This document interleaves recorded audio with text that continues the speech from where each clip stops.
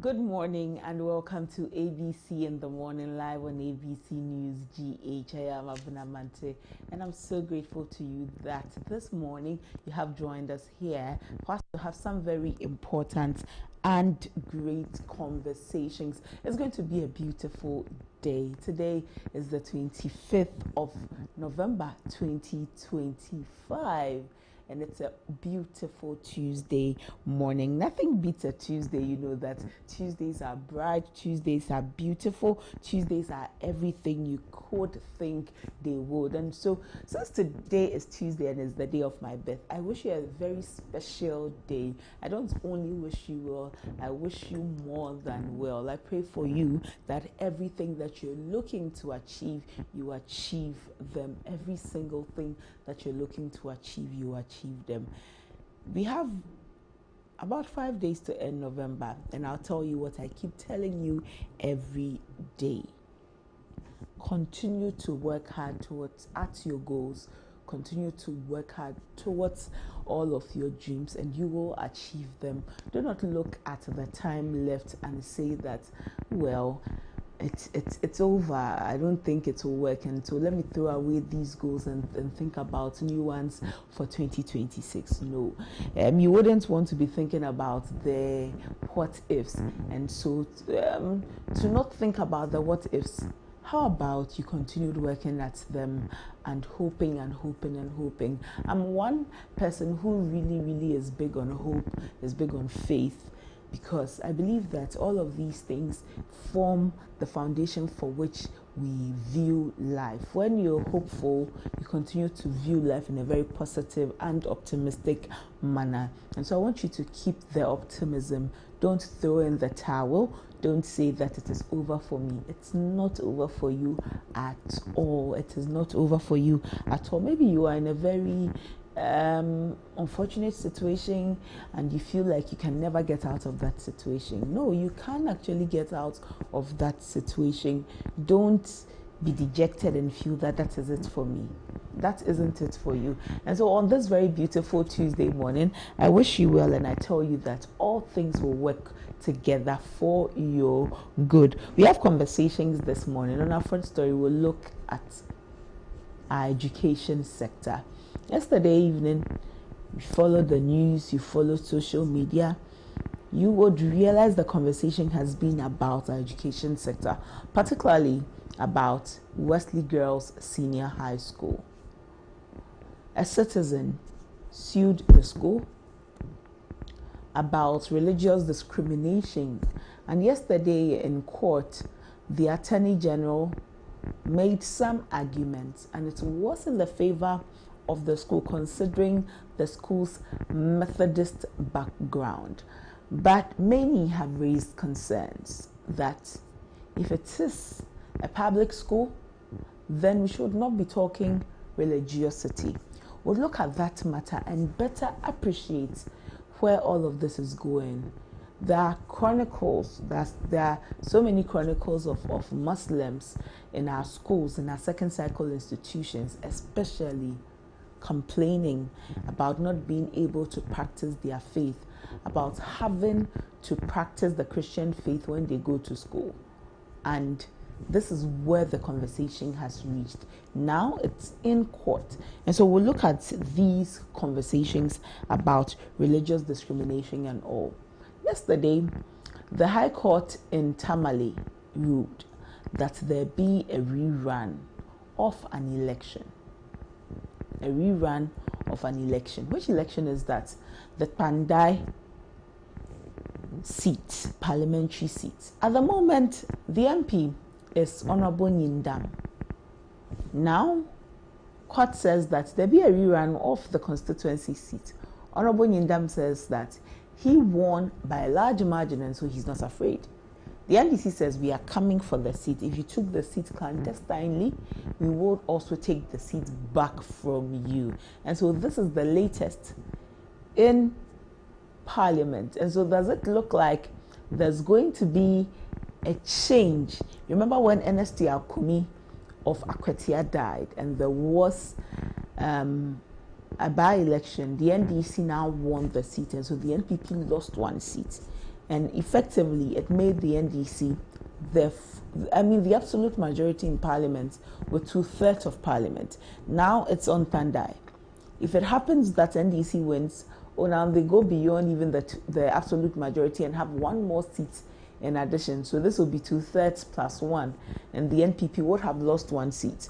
But are the NPP going to work hard towards that seat so that Honorable Nyindam continues to occupy that seat as a member of parliament? Remember, it's been 11 months so far since this parliament began. So we'll bring you all of these conversations today on ABC in the morning. And also, we'll open the phone lines and look forward to hearing from you as you share your thoughts with us on all of the conversations we will be having. Remember that we are in your communities as Community Watch, bringing to the notice of the public and duty bearers the things that are not working in your community so that they be fixed. And so you can also call us and let us know what is happening in your community, and we will come there. We're streaming live on Facebook and on YouTube, ABC News GH, ABC News GH. Also interact with us via our socials at ABC News GH_. Again, I am ABENA MANTE. I'm so grateful to you that you have joined us today on ABC in the morning. Right after this break, we'll bring you our front story. Stay with us.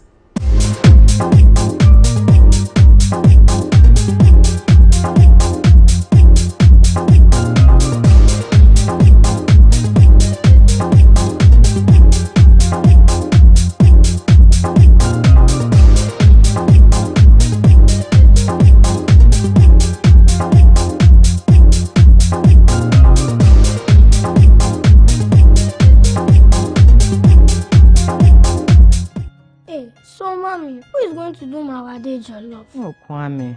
You know our secret, right? Yeah. Yes, me. I've got it. Now add your Gino Jollof mix. The perfect blend of tomatoes, pepper, and fine herbs and spices to ensure a consistent taste every time. And there you have it, your original Ghana Jollof.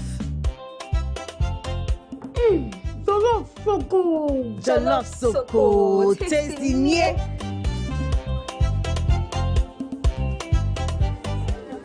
What is going on here? Enjoy Jollof the Ghana way. Gino Jollof is made with the perfect blend of tomatoes, pepper, and fine herbs and spices to ensure a consistent taste every time. This advert is FDA approved. Playing for your country, enye easy. Scoring, enye easy. Winning, enye easy. You know what be easy now? Kivo 4-in-1 Gary mix. Aye easy. It gets everything inside. Gary, creamer, sugar, roasted granules. Just add water. Sharp my soakings make ready. Taste and energy. Made easy. I'm a match winner, but the real champion is Kivo 4-in-1 Gary mix. Champion taste. Also available strawberry, coconut, and chocomore. This advert is FDA approved.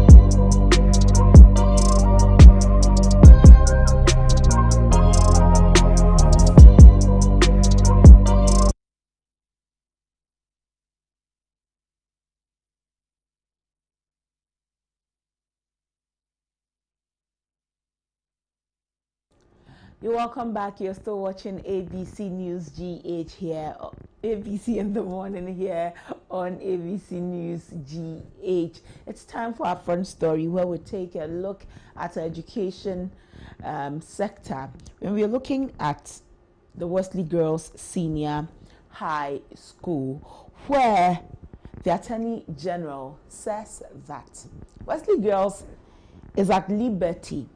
Wesley Girls is at liberty to practice the faith by which the school is founded on. You know that Wesley Girls Senior High School is a Methodist school. It was founded on the foundations of the Methodist Church.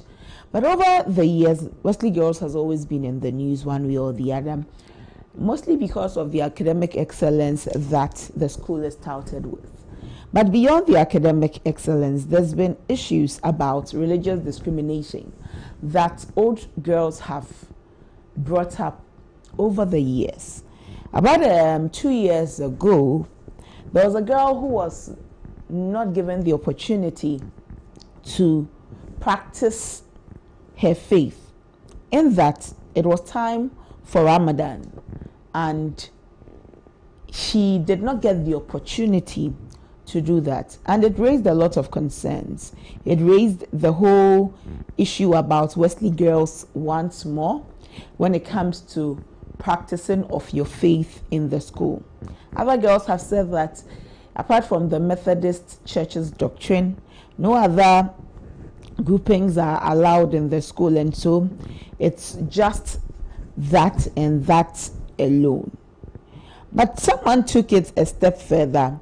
It was not now just about the school not allowing them to do what or other faiths to practice as they would have wanted, but he thought, since it is a public school funded by taxpayers' money, why are we restricting people or students from practicing what they know? Why do they have to come to school and have to hide their religion up until they leave? And as religion is a very important aspect of our lives as a people, people feel detached when they are unable to practice the religion that they want. A citizen took this matter to court to seek a citizen, Shafiq Osman, took this matter to court, needed some clarification, and also to ensure that we would all be very, very okay or very comfortable or free to practice our faith when we are in school. And this is where the matter generates from. Now, the Attorney General in court is supporting Wesley Girls Senior High School, says that Wesley Girls Senior High School has the right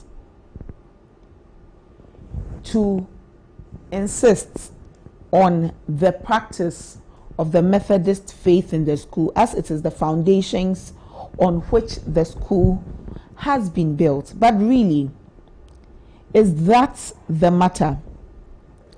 Is that really the matter?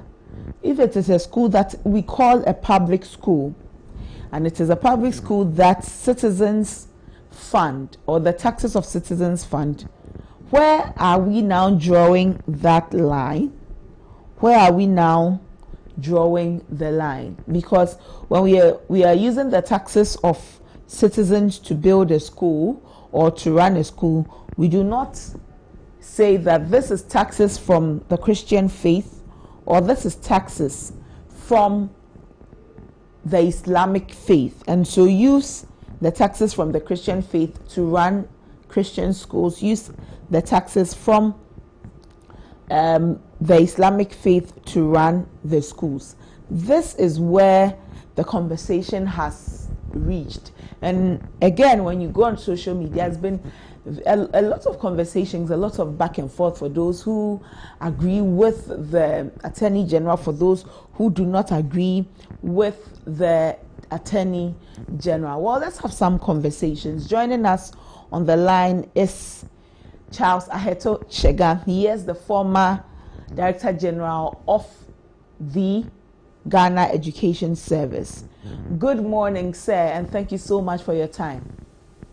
Yeah, good morning, but you are very low on sound, so I'm not hearing. I have to strain to hear you. All right, sorry for that. Good. Sir. Is this better? Yes, it's better.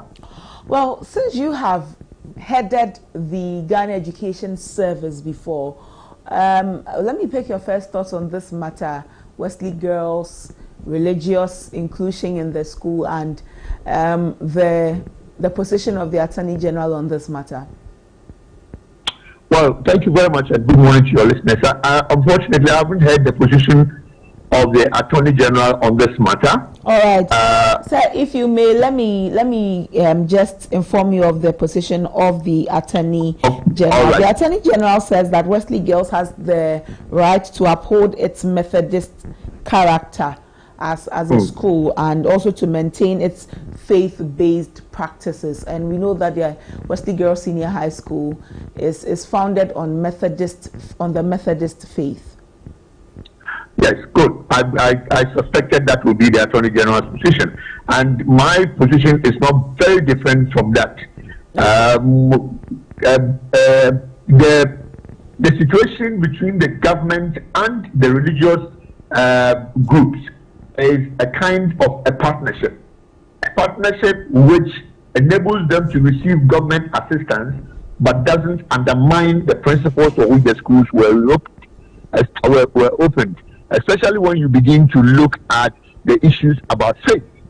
Now, the Methodist people want to open a school, they come to government and they want partnership, they get the assistance, but it doesn't change the Methodist faith.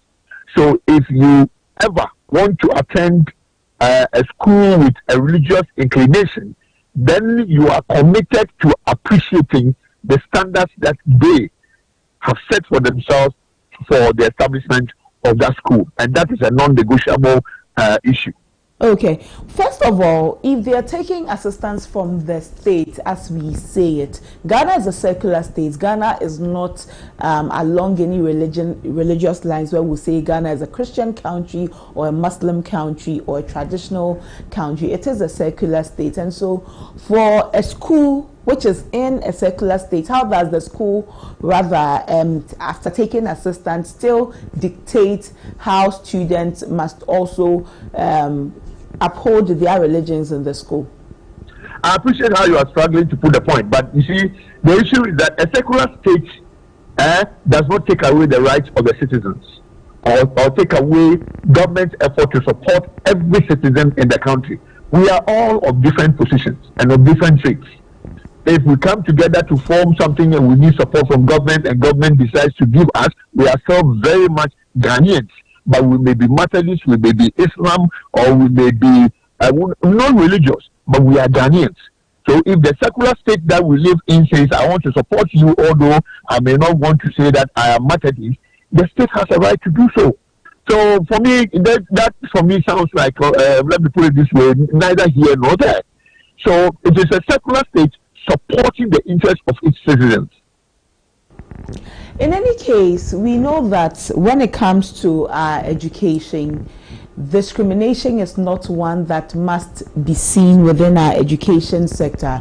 And with what is happening in Wesley Girls, it's bordering on discrimination, as many people are mentioning. Within the 1961 Education Act, this is what is provided within the Act. A person shall not be refused admission as a pupil to or refused attendance as a pupil at a school on account of the religious persuasions, nationality, race, or language of that people, or of either of the parents of that people.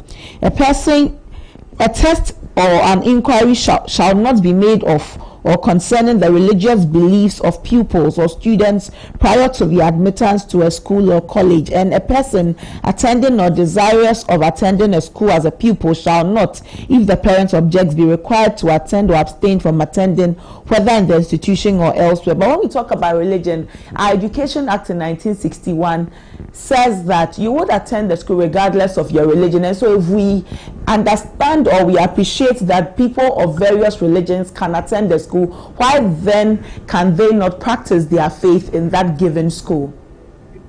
Well, again, you find out that you have a community that has specific principles. You are not prevented from attending the school because you are of a particular religion. But the school has standards. It has a community culture.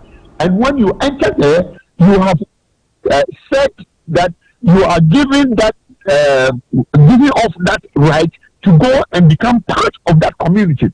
So, I mean, the popular saying says, when you go to Rome, you do what the Romans do. So, if you go by that, then you certainly have to obey the rules and regulations and be where they want you to be at a particular time. You cannot say that because you are a Muslim or because you are a Christian of another religion, you want to be somewhere else. You know, when that community says, we want everybody to be here. So that is what the issue is. And you talked about discrimination. I don't know, but maybe I don't understand discrimination. How do they even define the issue of discrimination? You're unable, it's Ramadan, and as a Muslim student, you're unable to fast in school.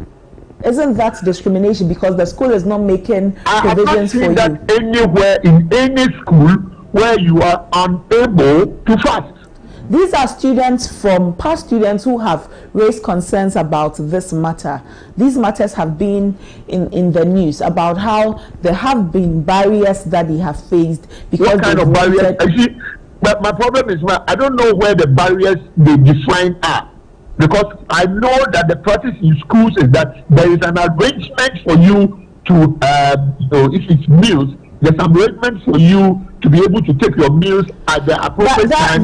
Mr. Etoshegan, there are so many schools where students say that they have not made these arrangements for them, especially the Muslim students when it's time for Ramadan. Some schools, some students or past students have mentioned that in their schools, no arrangements were made for them to have their meals beyond. And in our schools, some students are also not allowed to wear their hijabs. Aren't all these... No, the point is, as for hijab, it is a culture, and it is a debatable discussion around the hijab. So that one is the discussion, and you see that is where you exercise your right as a citizen. We are saying that this is the culture. You will come to the school without any religious exhibition, but you cannot do anything that is not in line with the culture of the school. Well, in the case of Tyrone Magai, the student who attended Achimota School, when their case went to court, at the end of the day, the court ruled that schools must not trample on the students' right to express their religion when that expression is meaningful to their faith. And it said all schools. Yeah, but I mean, the point is, I don't even know where the discussion is going. Yes, when you say that all schools, yes, I don't know which rights they have trampled on. And yeah, I don't know about those rights that they have trampled on. For example, it's time for dining. If it's time for dining and the dining is 6 o'clock, every student is supposed to be there. And if you are fasting, the Muslims can come together and agree that they will eat their meal some other time. That is just what it is. So if a school doesn't do that, and I'll be very happy for you to mention some of the schools, because this one I'm hearing for the first time that schools do not allow their students to eat at a particular time. When they are fasting in the school that is not Islam, or even in the normal school setting where some group of students desire that they will eat at another time for various reasons. So for me, I would say that it's just a decision to try and start a debate that I don't know where. Well, Mr. Etoshegan, this whole conversation we are having is basically because of the Wesley Girls Senior High School. This matter, before it was taken to court, was basically on the issue of Ramadan and how a student felt that they were not being allowed to express their faith or to practice. How did they want to be allowed to express their faith? That is the problem. You see the issue with that, and for me, the issue is no issue because you knew that was a Methodist school. You knew that was a Methodist school. Now, if you want to express your faith, express it somewhere else that is permissible. But we say that yes, you can come here, but we will not allow you to do or dress in. Mr. Etoshegan, when you say express it where it is more permissible, what do you mean by that, sir? What I mean is that you cannot do things that are not allowed in that situation. For example, I know of schools where if you let me take Tia Ahmadiyya, that one is a very fine example. Tia Ahmadiyya, and I might use even one, Potin Ahmadiyya. And you will see I'm mentioning schools. Potin Ahmadiyya. Do you know that in that school, which is a Muslim school, and which is Ahmadiyya school, there is a spiritual union in that school? And that is what, and that is what many are also calling for in Wesley Girls. That's the point. You don't call for it. You discuss it. You go and talk about it. But Tia Ahmadiyya is a Muslim school, or as we would say it is built on Muslim foundations. But the Christians who attend the school say that they have not complained of discrimination where they are not allowed to gather as Christians. You are passing it this way. So if you have not complained of discrimination, then you can take it as a flow. Is that it? Is that how it goes? But the point is that if you have not complained of discrimination, then it's allowed. If you have complained of discrimination because you use the word discrimination and you don't know exactly what you are being discriminated on, something must be done to you. Mr. Ayotoshega, this is what the suit is about. They say that the school restricts Muslim students, and these are what they are restricted from. They are barred from wearing their hijab, they are barred from fasting during Ramadan and observing other Islamic practices. And they say that it is violating their constitutional protections of religious freedom, which we know that as a country we are allowed to choose the religion that we want to practice. And so if I have chosen a religion and I go to school, and school is part of the building up of myself as a person, I attend Wesley Girls Senior High School, and I am barred from practicing my religion, doesn't this constitute discrimination? I see. But let me get something clear. Is this a matter that is still in court? It is a matter that is still in court. Yesterday. Then why are we discussing it? Because I don't want to discuss that matter. No, we are discussing the fact that Attorney General says that the schools, he is rejecting that the schools' policies are unlawful, and he argues that Wesley Girls is established and operated under the Methodist Church of Ghana and is entitled to maintain consistent rules with the Methodist heritage. And we're asking, since schools are funded by the public and we do not know which funds are Muslim funds or Christian funds, why are we not running the schools as public schools where everybody is free to exercise their freedom to religion? So why do you also decide that you want to attend a school that is Methodist when you know that you can attend an Islamic or whatever school? Why do you attend it? Because you think it is public, it is just public. No, there are rules. In every space, there are rules. There are guidelines that you must obey. I mean, your right, for that matter, ends where another person's nose begins. So this is a kind of a balancing situation where citizens must understand. You cannot go and say that because I'm a Muslim, I've come to the school and I want to wear my hijab. No, in that school you dress in a particular manner. And if you even go back to the Tyrone's case, I mean, we discussed it very, very well in the order that it had to be understood. That Tyrone's case was not because was not because his hair was quote unquote bushy, but he had come to the school as a group of people. For example, if you take a white girl coming into a school, you don't demand that the girl cuts her hair, because the hair itself does not obstruct anybody in terms of learning or in terms of doing their things. So the hair is not an obstruction. So again, you need to look at context in terms of determining how you apply your rights. That matters a lot. The context in which you want to apply your right really matters. Mr. Ayotoshega, did I hear you clearly concerning the white girl situation, that we would not expect a white girl to cut her hair if she were entering into our public schools? Yes, we will not expect a white girl to cut her hair.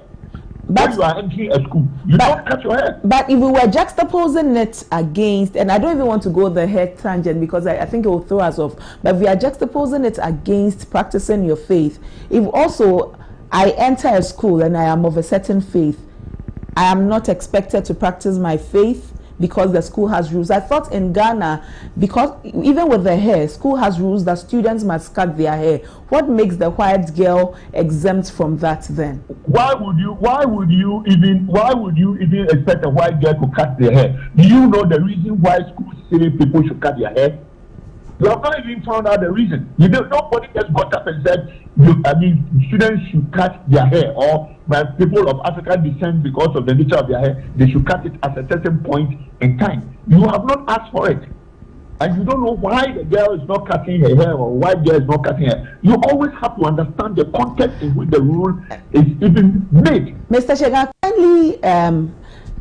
kindly give us the context for which the African girl would have to cut her hair against the white girl keeping her hair. I'll tell you. Now, if you go into the schools, I don't know whether you have visited the schools, you will discover that in each of the schools where the girls are not allowed to plait their hair, they don't even at night try and do it bushy.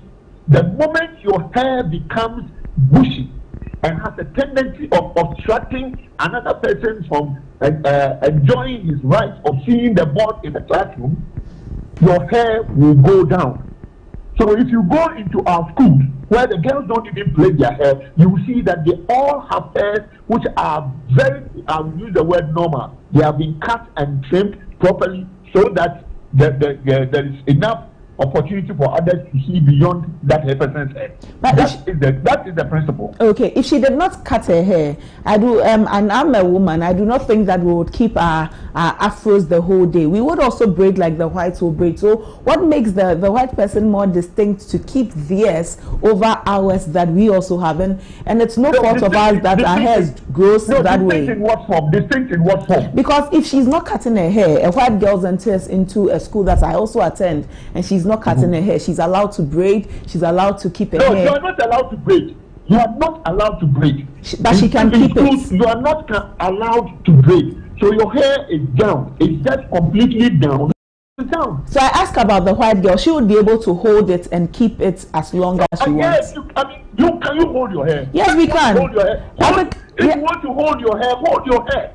We can. If you want to hold your hair, hold your hair. And you remember that at the age that you are in our secondary schools, it is very difficult unless you decide to tamper with your hair before you can hold your hair.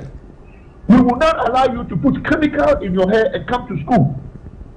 So you can't hold your hair. That's the whole issue. Mr. Tosaga, natural hair, African natural hair, kinky hair, can be held. You can hold it. Yes, you can. Hold it. If you think that you can hold your hair, hold your hair.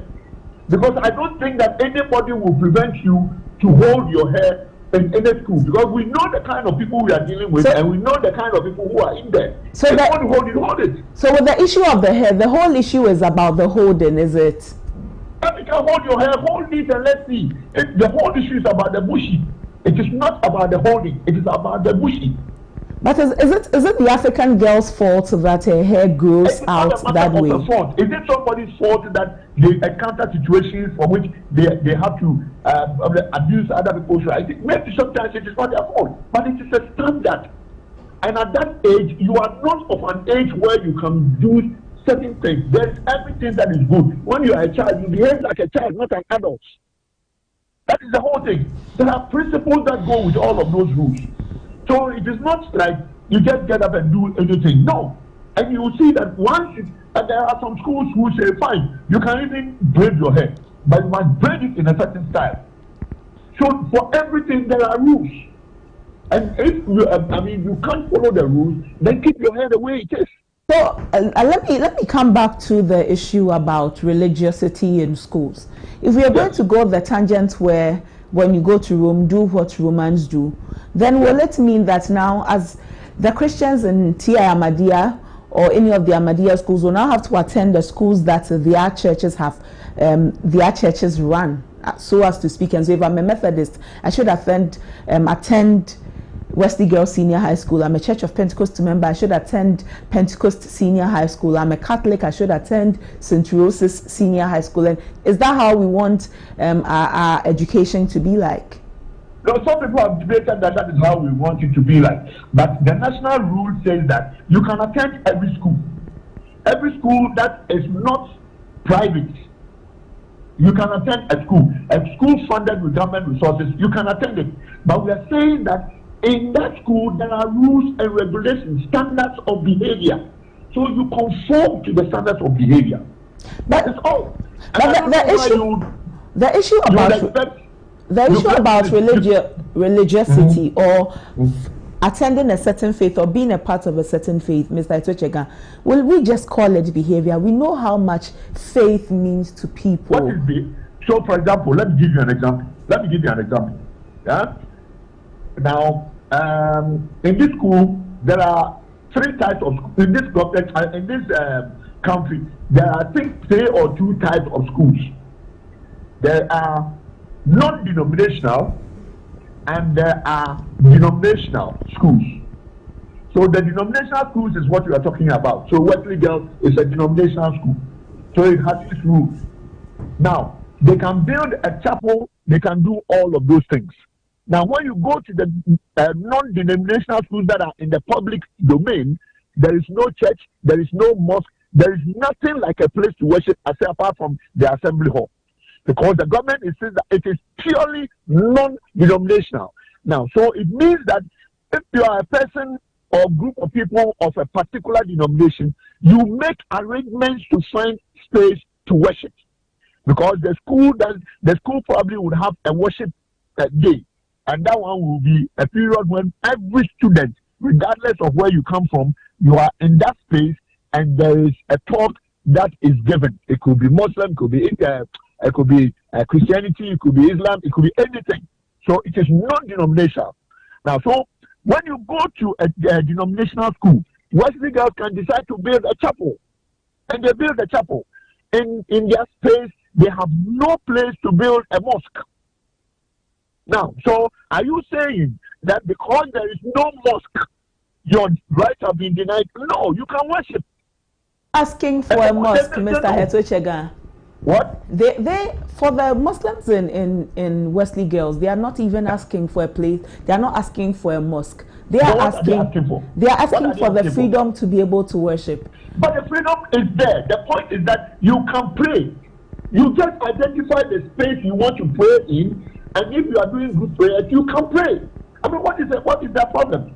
If you pray at an appropriate time, you can pray. I taught in a Muslim school or in a school in the north, and the students were very strict in terms of their. Mr. Chega, the issue is that Muslim students in Wesley Girls say that they are not allowed to practice their faith. Well, they will have to prove that in court. I mean, for me, I have nothing to say about that. They have to prove that in court. And let the judge determine whether they have, the school, as a Methodist school, can now begin to build opportunities for practicing faith. Well, in all of these conversations, aren't we opening up ourselves to be intolerant of each other? Because no, we are not intolerant of each other. Because what we are saying is that if you go to a place that is Methodist, you definitely see that there are Methodist things happening there. I'll give you another example. I have a friend's daughter. To go to a Catholic school. She decided to come home and say that, Daddy, I won't go to the Catholic school again because every time they are playing the Angelus, they are playing this thing, and for me it's wasting my time. I don't want to do it. And we removed her from there. We removed her from that Catholic school. So I mean, you have a right. If you go into a space where the practice is overwhelming and you think you cannot be there, you just leave. That's all. And it has nothing to do with intolerance. Because at that point, everybody is somewhere and the whole group is somewhere. You cannot even say, because I am a Muslim, I am getting out of that collection of people. You can't. And at your age, you are still a child in such a way that you need to be in certain context that allows for group activity. So it is not any abuse of your right. Because you cannot just do anything of your own in a certain situation. So if they felt that if they feel that their right to worship is abused, they must go and defend it in court and then state in the court whether or what their release are, what exactly they want from the school to enable them to exercise their right in the way they want to exercise it, and to tell them that, well, we don't have that opportunity and we cannot offer it. But how does this build religious harmony? We are a country that touts ourselves. It builds religious harmony because again, you don't go and enforce anything on anything that is not in the religion on another space. That is also destroying the harmony. In any case, there are schools that have given the opportunity, a very flexible environment or conducive environment for which other faiths are able to practice. Many schools have talked about how old students say that I went to so and so school when it was Ramadan, we were given the opportunity, we practiced our faith perfectly. Wouldn't it be great if all schools ran that way so that people will feel comfortable? Somebody may not have the opportunity like your friend's daughter did by asking for a change in school. It would be their reality for the next 3 years of their lives. And so what would it take if every school, especially as Wesley Girls is in the news at the moment, give the opportunity for students to practice as they would? I don't even know the other background of the case. And from the Wesley Girls that I know, they have established systems. And systems is that the school was established long ago, so the Methodists have built it to the way they want their space to be. Now, so if you bring a Muslim there, I mean, you must have a discussion as to where the Muslim can pray. Because if you look at Muslim prayer, there's a dedicated place, blah, blah, blah, blah. You have to discuss that for them to find a place. I don't know whether that discussion went on and the school rejected it. But I'm saying that everything is about negotiation. So if you are in a place that is not generally yours, or I'm using that word advisedly, you want to negotiate a space that you can operate in. And that is possible. And that is what all the schools that we have talked about are doing. Hudson is doing it. Ahmadiyya is doing it. In fact, there are no schools. I taught in a certain school which was Muslim. They are doing it. They are Muslim, but then when it's time for lunch, they allow the Christians to take their lunch earlier than the Muslims will take their lunch.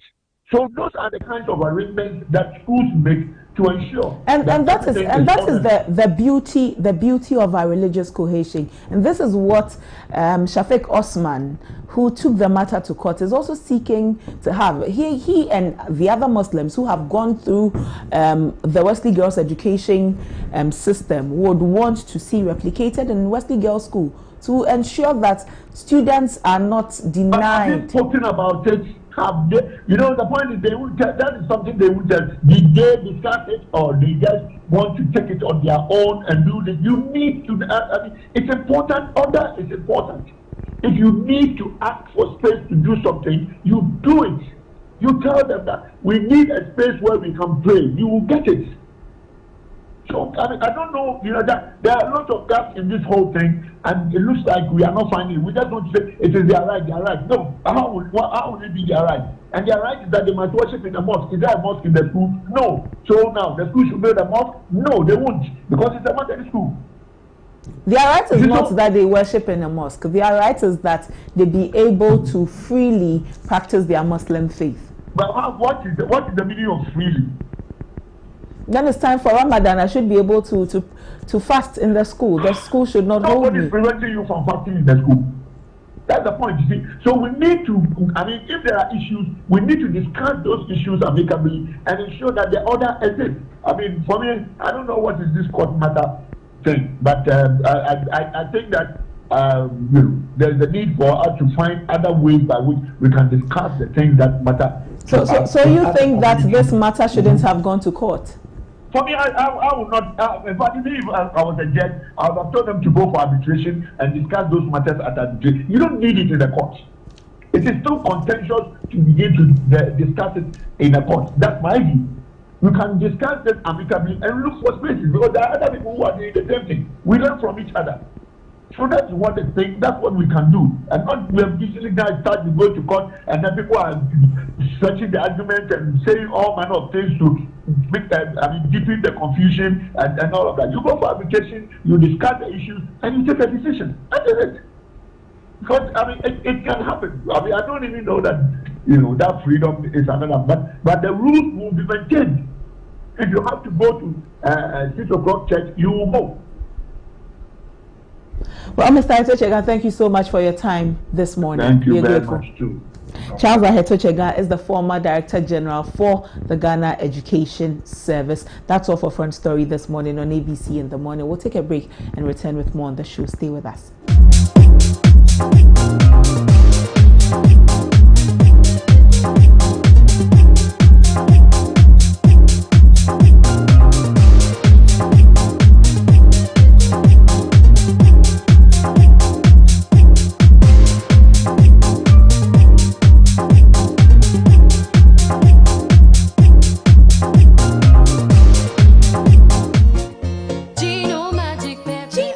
Pepper and onion, a delicious tomato mix with tomato, pepper and onion. No grinding, no blending. Ya yenini na da da da. So pa mediane no abe. Come on, Gino, do your magic.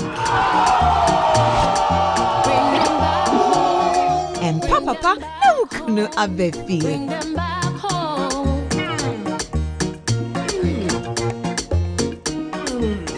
Tasty magic.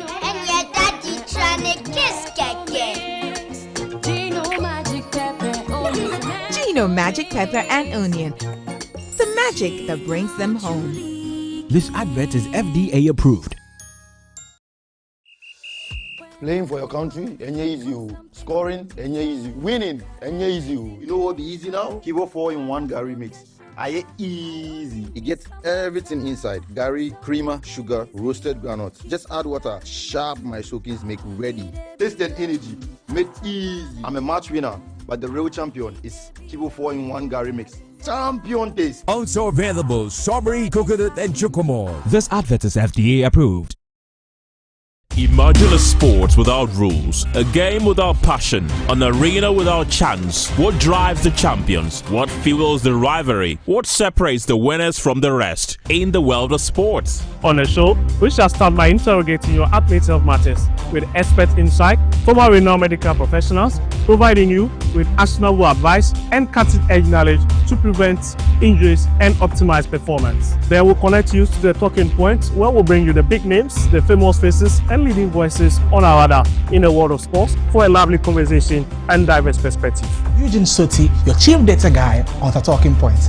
On the African Tracker, I'll break down the performance of your favorite African players abroad, scrutinizing every detail and exploring the nuances and rules governing the game.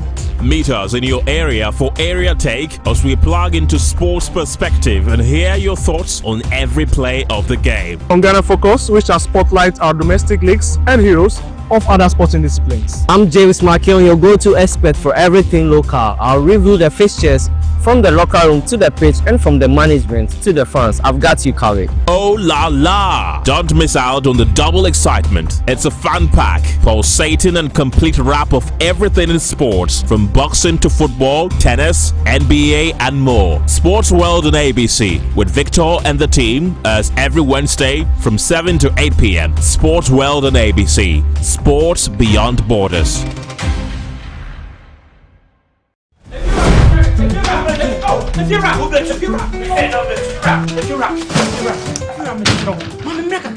Rent back with the Pia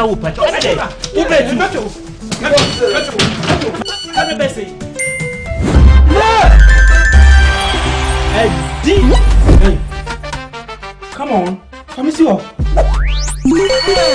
Where this guy? My friend, see before. It's the Telecel Too Much Money promo. Win cash daily, weekly, and a grand prize of 1.2 million Ghana cedis. Just reload or buy a bundle with Telecel Cash to earn points and stand a chance to win big. Dial *500# or visit the Telecel Play app to opt in and start winning in the Telecel Too Much Money promo. Terms and conditions apply. This promo is regulated by the NLA on the Caritas Lottery platform. When is capping? Sister Manoko. If you're a baby, many schedule no. If you know, meto chiaka. Inti ene, uno banu mpe baby amobeda. Oh, no abeka. You did too much money. No matter. Telecel, connecting energies. Hey, so mommy, who is going to do my wedding jollof? Oh, Kwame. You know our secret, right? Yeah. Efia. Yes, me. I've got it. Now add your Chino jollof mix. The perfect blend of tomatoes, pepper, and fine herbs and spices to ensure a consistent taste every time. And there you have it, your original Ghana jollof. Jollof so cool. Jollof so cool. Tasty nie.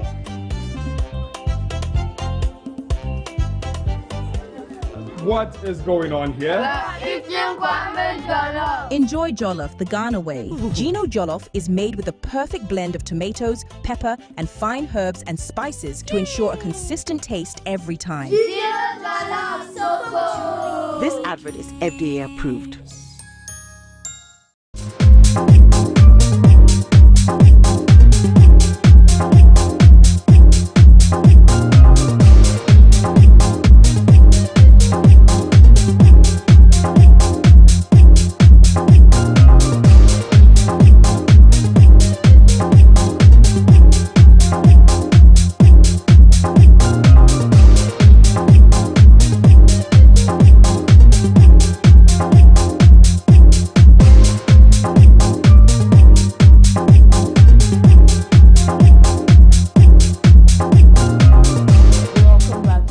ABC in the morning here on ABC News GH. It's time for our main discussion, and we'll bring you some conversations from court.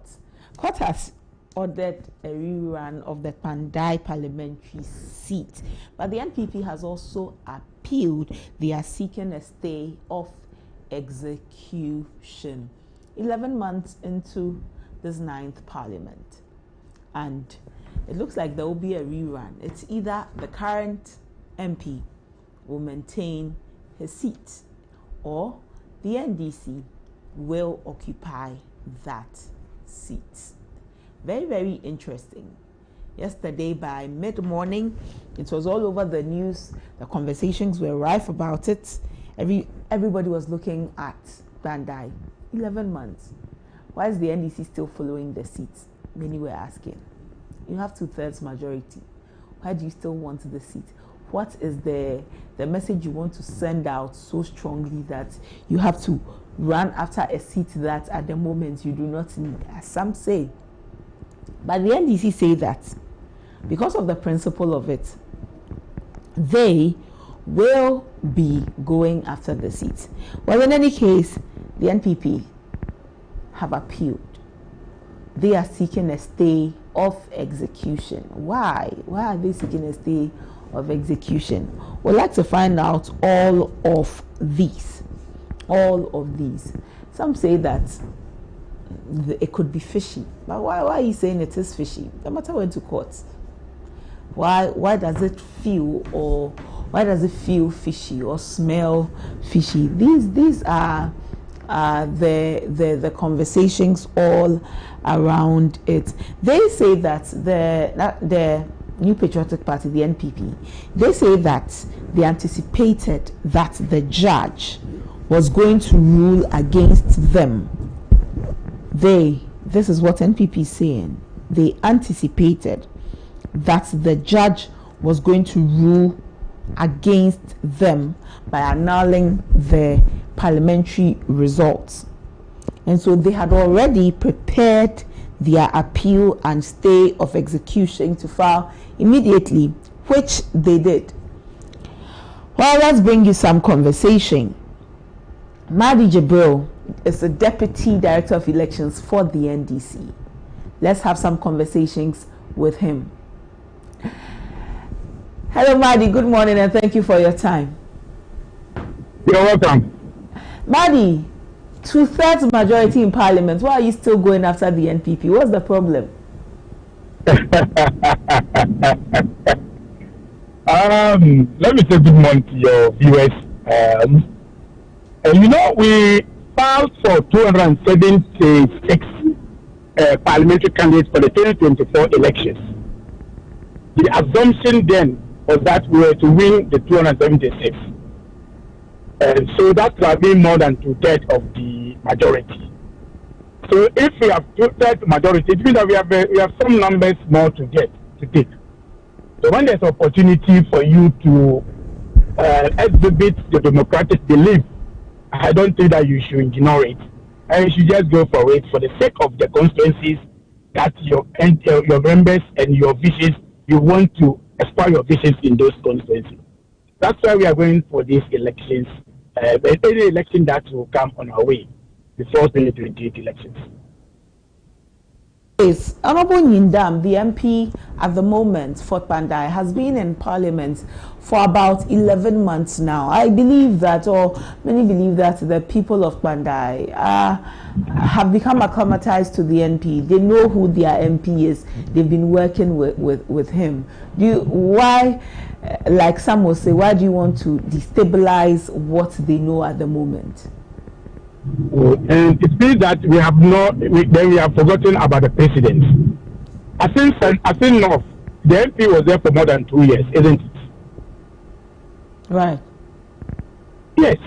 So this is not a news for us to say the 10 months is nothing.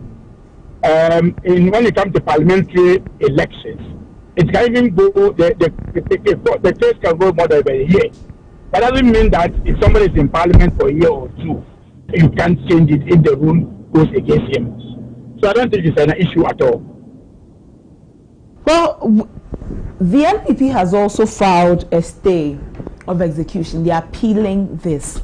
And their concern is that they had anticipated that the judge was not going to rule in their favor. Doesn't it raise concerns about the person of the judge if the NPP says this? I think that the NPP have questions to answer and then also expose the judge, that the judge has given them the ruling before coming to the court. That is why the judge advised them to appeal, and that's why they prepared the appeal for 5 minutes after the ruling. They did it. Other than that, if the NPP, the judge have not given them their guide that he is going to do this way, the NPP would have come with their appeals. So I think the NPP must answer those questions. How did they know that they will not get the ruling? Are they saying that they accepted that the case that they took to court, when they came for defense, they couldn't defend their case work? But the judge has given his ruling. They have also appealed and also applied for the state of inscription. But it doesn't change the 30 days. We hope to hear what the court will say and the appeals will say. And we'll take it from there.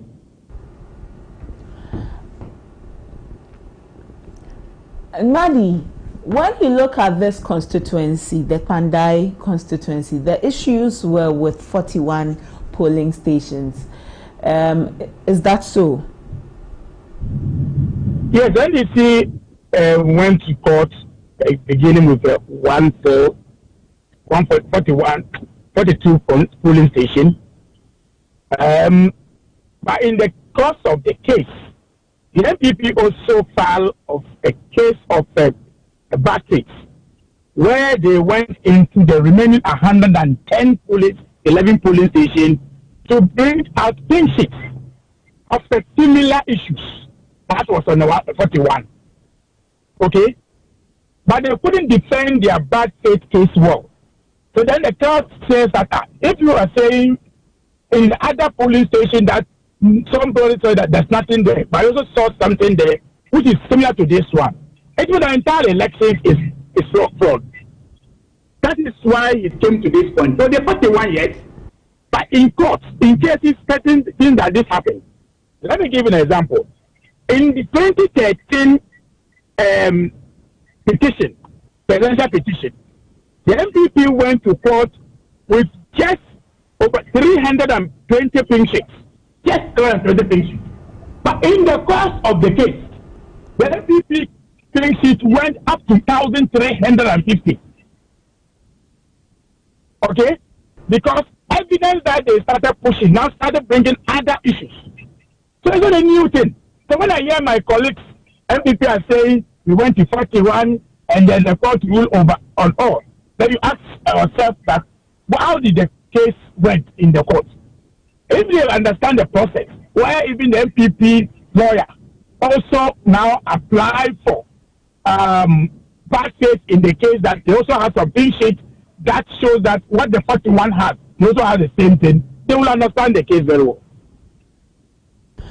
Well, Madi, so these polling stations these 41 polling stations for which you took the matter to court, what were the issues there?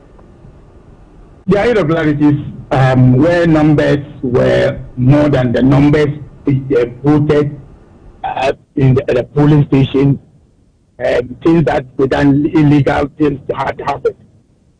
In fact, it's based on this, that is why even some people decided to destroy the verification machine of those polling stations. So there are irregularities that affect the electoral process and affect the results. When you say illegal things, can you throw some light on these illegal things you talk about? When people voted and the presiding officer decided to add numbers to the figures, it's illegal. Okay, so let me find out from you again. As a party that already has 2/3 majority, going after this seat, what does it signify for you? What is the main reason for which you want this seat from Matthew Nyindam? But if you can come back to your question. I was saying that for a party that already has 2/3 majority, where some say that now you should be content with what you have in Parliament, going after this Bandai seat, what is the message or the signal that you want to send out there for which 11 months on you have still been on the case? All right. You see, Bandai is a constituency on its own. If the NDC refuse to contest these seats, it means that in any election in future we cannot contest because we have not respected the people of Bandai. Okay? Right, we're listening. Yes. So for the respect of the people of Bandai, because we want to contest, we have to go in the future. So we have to contest these seats and tell them that we need them. We want to also develop their country based on our policies and our leadership. So if you don't contest the elections, thinking because we have 2/3, in the next election 2028, are we going to say because we have 2/3, we will not contest those seats again? Okay. So it's all about the respect for the people of Bandai to let them know that it is important. It is very, very important because when it comes to parliamentary issues, it is mainly based on constituency. The 2/3 is about the national issue. But when you are dealing with the constituency, now you need a rep from the constituency who believes in the vision of the government in power. Okay. So well, let me find out. Since you talk about respect, you talk about them believing in the vision of the government in power. The past 11 months since Honorable Matthew Nyindam was declared as MP, how has it been the feeling for the NDC supporters within Pandai? Have they been mounting pressure on you as a party to get the MP or what? The fact that they were not happy, you also want them to rally around the vision of the government. And so is it that the people have been mounting pressure on you to get them results from courts? No. You know, when it comes to Panda, right, the day one after the elections, the issue went to courts. So the people of Bandai, both the NDC and MPP, were not at ease on the issue because none of them know what the result, what the outcome will be. The NDC and MPP, even the candidate, he spends more of his time in court than even sits in Parliament. You understand? So at that time, you don't expect a pressure from your people. Yours is that the court case you finish so that you know the outcome of the case. Madi. Yes. Okay, please go on. Please go on. But at the same time, don't forget that the MC of the constituency or the district is from NDC. And he's working for the people of Pandai. But we will only need the MP also to support, augment what he's doing, so that only developmental issues will even come more in the constituency. As it happened in Akutia, don't forget Akutia MP was in parliament for 3-4 months, but the people of Akutia realized that it's better to get an MP who believe in the vision of the sitting government for now, at least to get development in their area before when we get to 2020 we decide what next.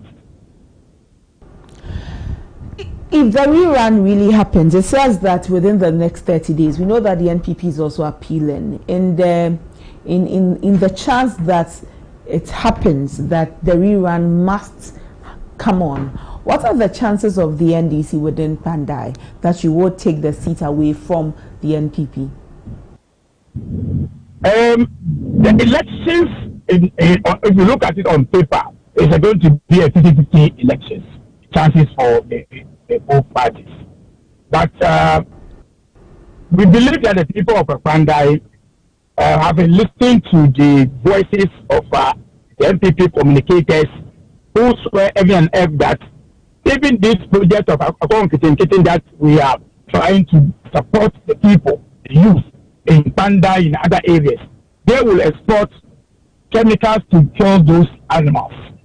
So, will you give it to the NPP MP who doesn't believe in the vision of the party, who will always be in parliament to join demonstration, to go and sit on the floor at Yoko, who are fighting for development? Because when he brings development in the constituency, he will now say it's the government who brought which he doesn't want to do. Or you will choose a government, an MP who can say that I'm bringing development because I believe in the vision of the president. These are the things that we are going to send to the people of Pandai, and we believe that they will buy to our message. However, beyond the message that we are sending to Pandai, in the election ahead of us, which is going to be 30th, either 23rd of December or 24th of December, what happened in December 7th, where the presiding officer decided to do their own things, where the returning officer can decide to choose whatever you want to do, regardless of what the law says, will not happen in these elections. It will not happen.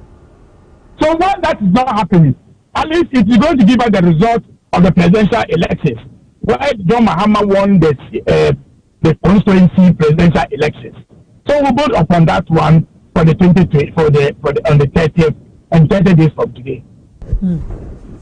Well, Madi, we'll be looking forward to seeing what you do as a party and your plans, because it is quite interesting reading all of the thoughts on the Pandai constituency. Something that at this point you are just doing too much as a party. Others say that, well, if you are getting everything, you get it. But since this matter is all about the EC, let me take your opinion or your thoughts on these matters.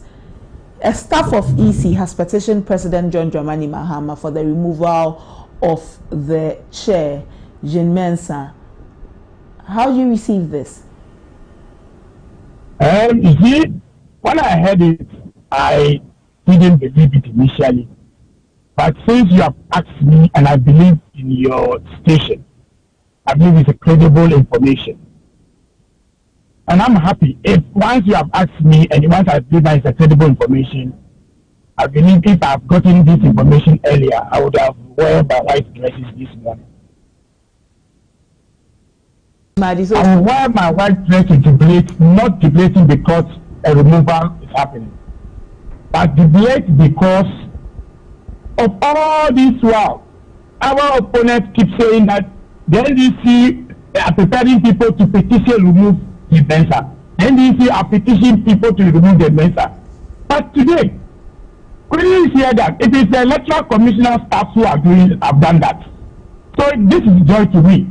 Apparently, it means that the NDC is not removing, or we have a petition to remove the Mensah. But it's rather their own staff who are doing that. So that's my joy about it. But why would you be joyful concerning this, Madi?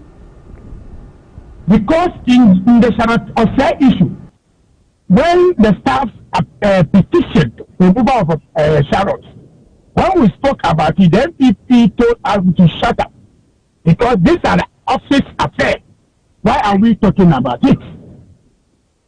So it's just showing some precedent that has happened. So I'm happy. And it's not, nobody is accusing, going to accuse NDC as a party that they are removing the Mensah from, or they are petitioning the Mensah for removal. Madi, you are just happy that it is from within, not because of what she has done. Oh no! When it comes to the commission, if everybody, ask my colleagues, the NPP, ask colleagues, other parties at IFAC, my relationship with the electoral commissioners, my relationship with them, where they do things that are not right, I say it. When they do things, I praise them, and we'll move on. They know my stance when it comes to electoral issues. Aren't we weakening our electoral commission? Aren't we weakening the systems where one party comes and then we'll see that the EC chair is going to be changed. The next party comes, we'll see that. Aren't you weakening our EC? You see, we have, whether we call it a weakening the system or not, we are in a country that all of us are hypocrites. Okay. All of us. Why do you say so? This is a country where your church, you know who is the NDC with NDC. Your church. You know the pastor. There are churches that you know that this church is NDC. So when there are issues that they are moving in because they say, oh, this one we are moving because it doesn't choose the line of the government in power. So we will not get development in our church. That's a thing that happens. But let's see that any time that those things happen and the people give opportunity, they act based on according to the law of this country. I have always maintained. When let's say that the Mensah, they were successful to remove her based on the petition that they couldn't defend herself. I don't mind if they appoint Nanado or Napo as a commissioner, electoral commissioner, because that will not stop me winning the 2028 elections. Really?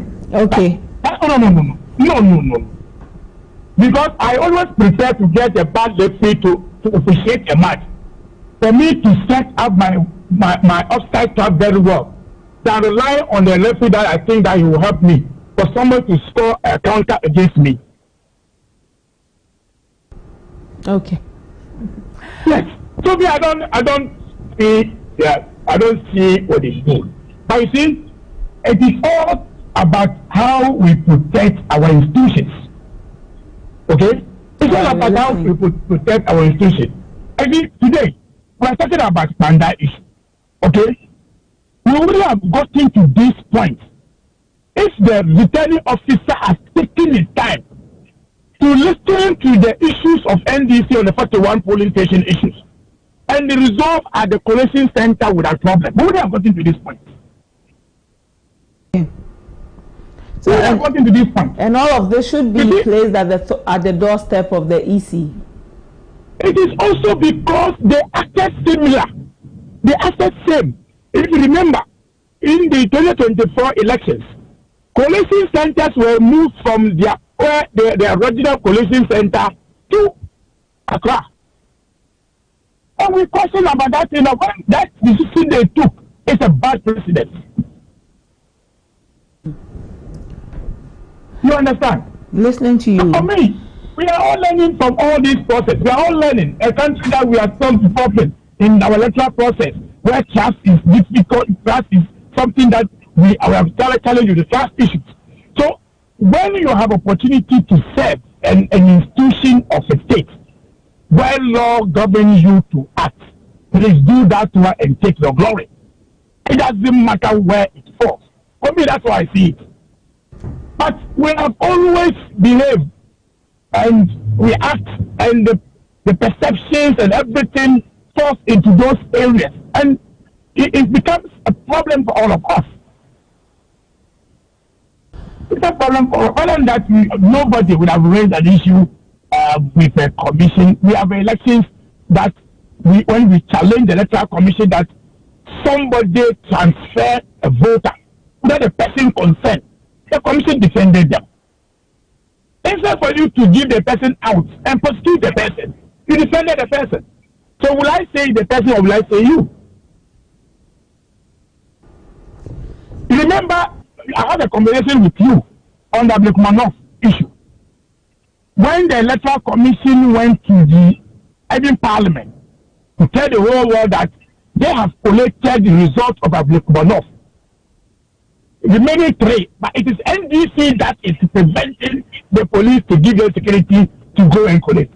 Finally, the same people who accused NDC, taking the same voice of MPP, came back to say what we said was a lie. So now let's go back and rerun the elections. That's how to solve the issues. Other than that, what is it? Do I have a problem with if I don't train my agents well, if I don't campaign well, if I don't put my system well? Whoever becomes electoral commission will not favor me.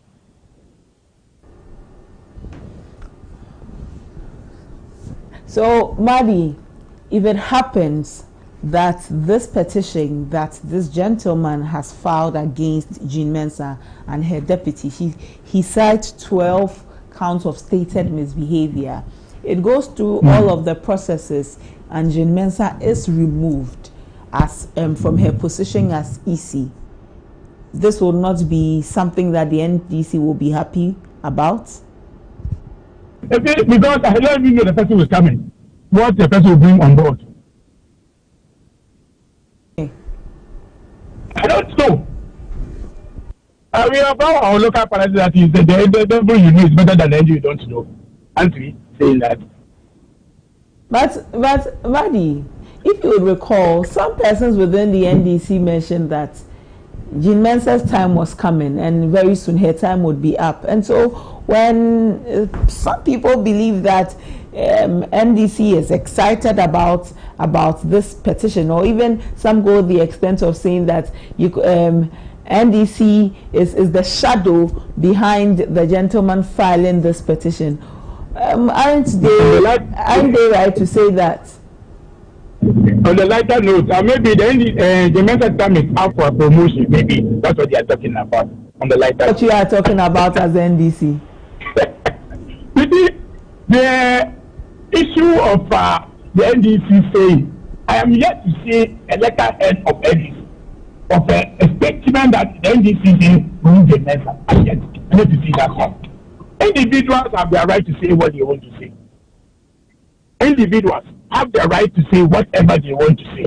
But it is not the decisions that party have shown, because nothing have shown so far on any letterhead of a statement of the party that this is what the party wants it to do.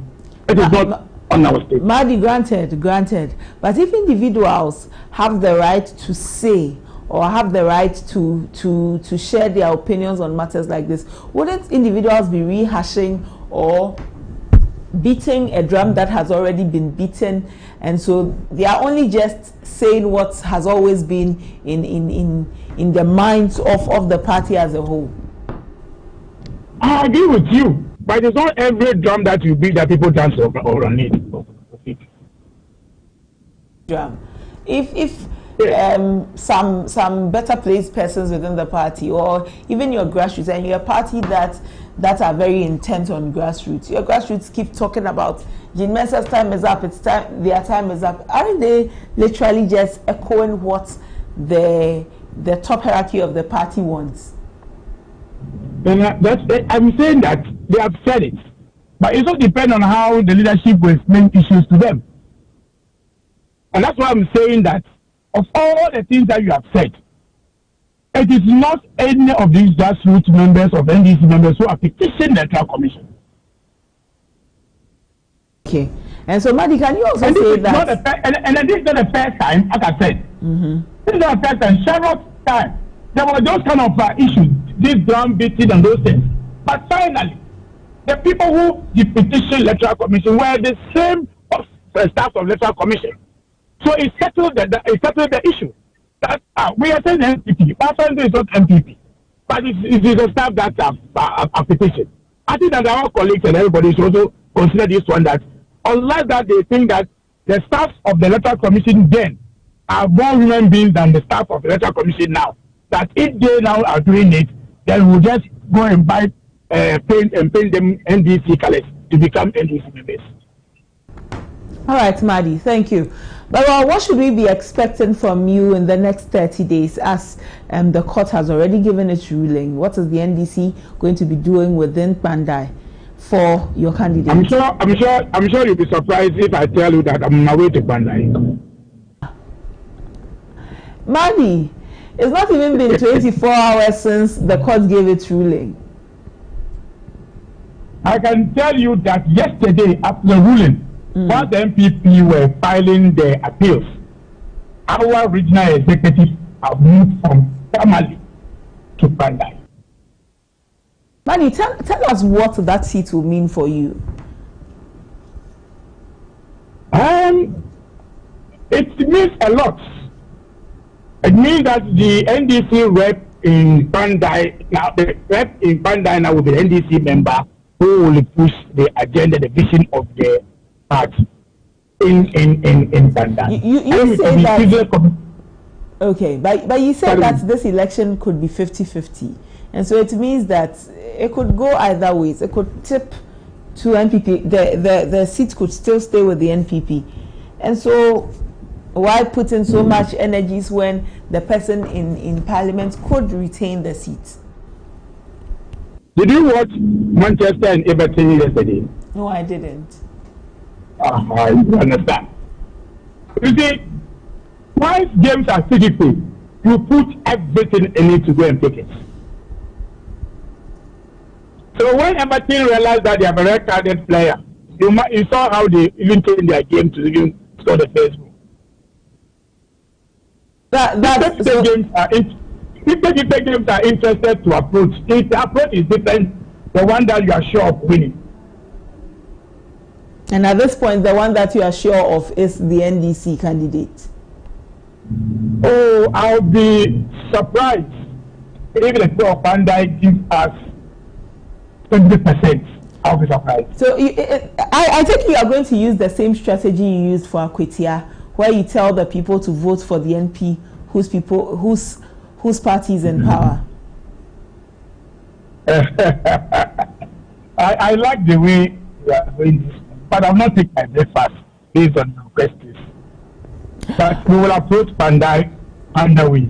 All right. Okay, Madi, thank you so much for your time this morning, and have a safe trip to Pandai. You're welcome. Madi Jibril is the Deputy Director of Elections for the NDC. He says he's on his way to Pandai. Court has ordered a rerun of the Pandai constituency elections, and the NPP, who are the ones occupying that seat at the moment, Matthew Nyindam, beg your pardon, is the MP at the moment. The NPP have filed an appeal, and they are asking for a stay of execution. We'll see how all of this pans out. But the NDC says that the scale is tipped either ways. It's 50-50. And so they are going to put in a lot of pressure. They are going to apply pressure to ensure that they get that seat. They also want to add that seat to their very huge numbers already in Parliament. We will see how that goes. But this has been a very interesting year, right? A very, very interesting year. We've had rerun of some polling stations in Ablekuma. If nothing changes, we're going to have a rerun of elections in all polling stations in Pandai. There's been the by-elections in Akwetia. It's been very interesting when it comes to elections in the country this year, 2026. But let's see how all of that goes. We also appreciate that a staff of the Electoral Commission, has petitioned President John Dramani Mahama for the removal of Jean Mensah, who is the Electoral Commissioner at the moment. He says that she should be removed. And he states 12 counts of stated misbehavior. This staff is Joseph Blankson Adumaji. We understand that he's a staff who has been interdicted, actually. And so now the question is he doing this out of bad blood? What is the issue? What's the matter? Why is he asking for the removal of Jan Mensah as EC chair, and not just her, he's asking for the removal of her deputies also. And so if the chair is going, she may as well go with her deputies. The upper or the leadership at the chair should leave the electoral commission. But it's actually very, very interesting at the moment. But it raises concerns. Is it that now an electoral commissioner's tenure is going to be coterminous with the party that appoints them? Is that what is going to be like? But let's go back to Pandai. We will have some conversations. Joining us is lawyer Techi Ntiedu, and he joins us to give us some legal perspective of what we are looking at. Good morning, sir. Thank you for your time. Good morning. My pleasure. Well, let's look at the matter with regards to Pandai. 11 months on, now court is ordering that there be a rerun. Could you throw some light on the legal implications of all of this matter, especially with what it poses for Parliament? Yes, thank you very much. Thank you, Tise. What has happened is another sorry state.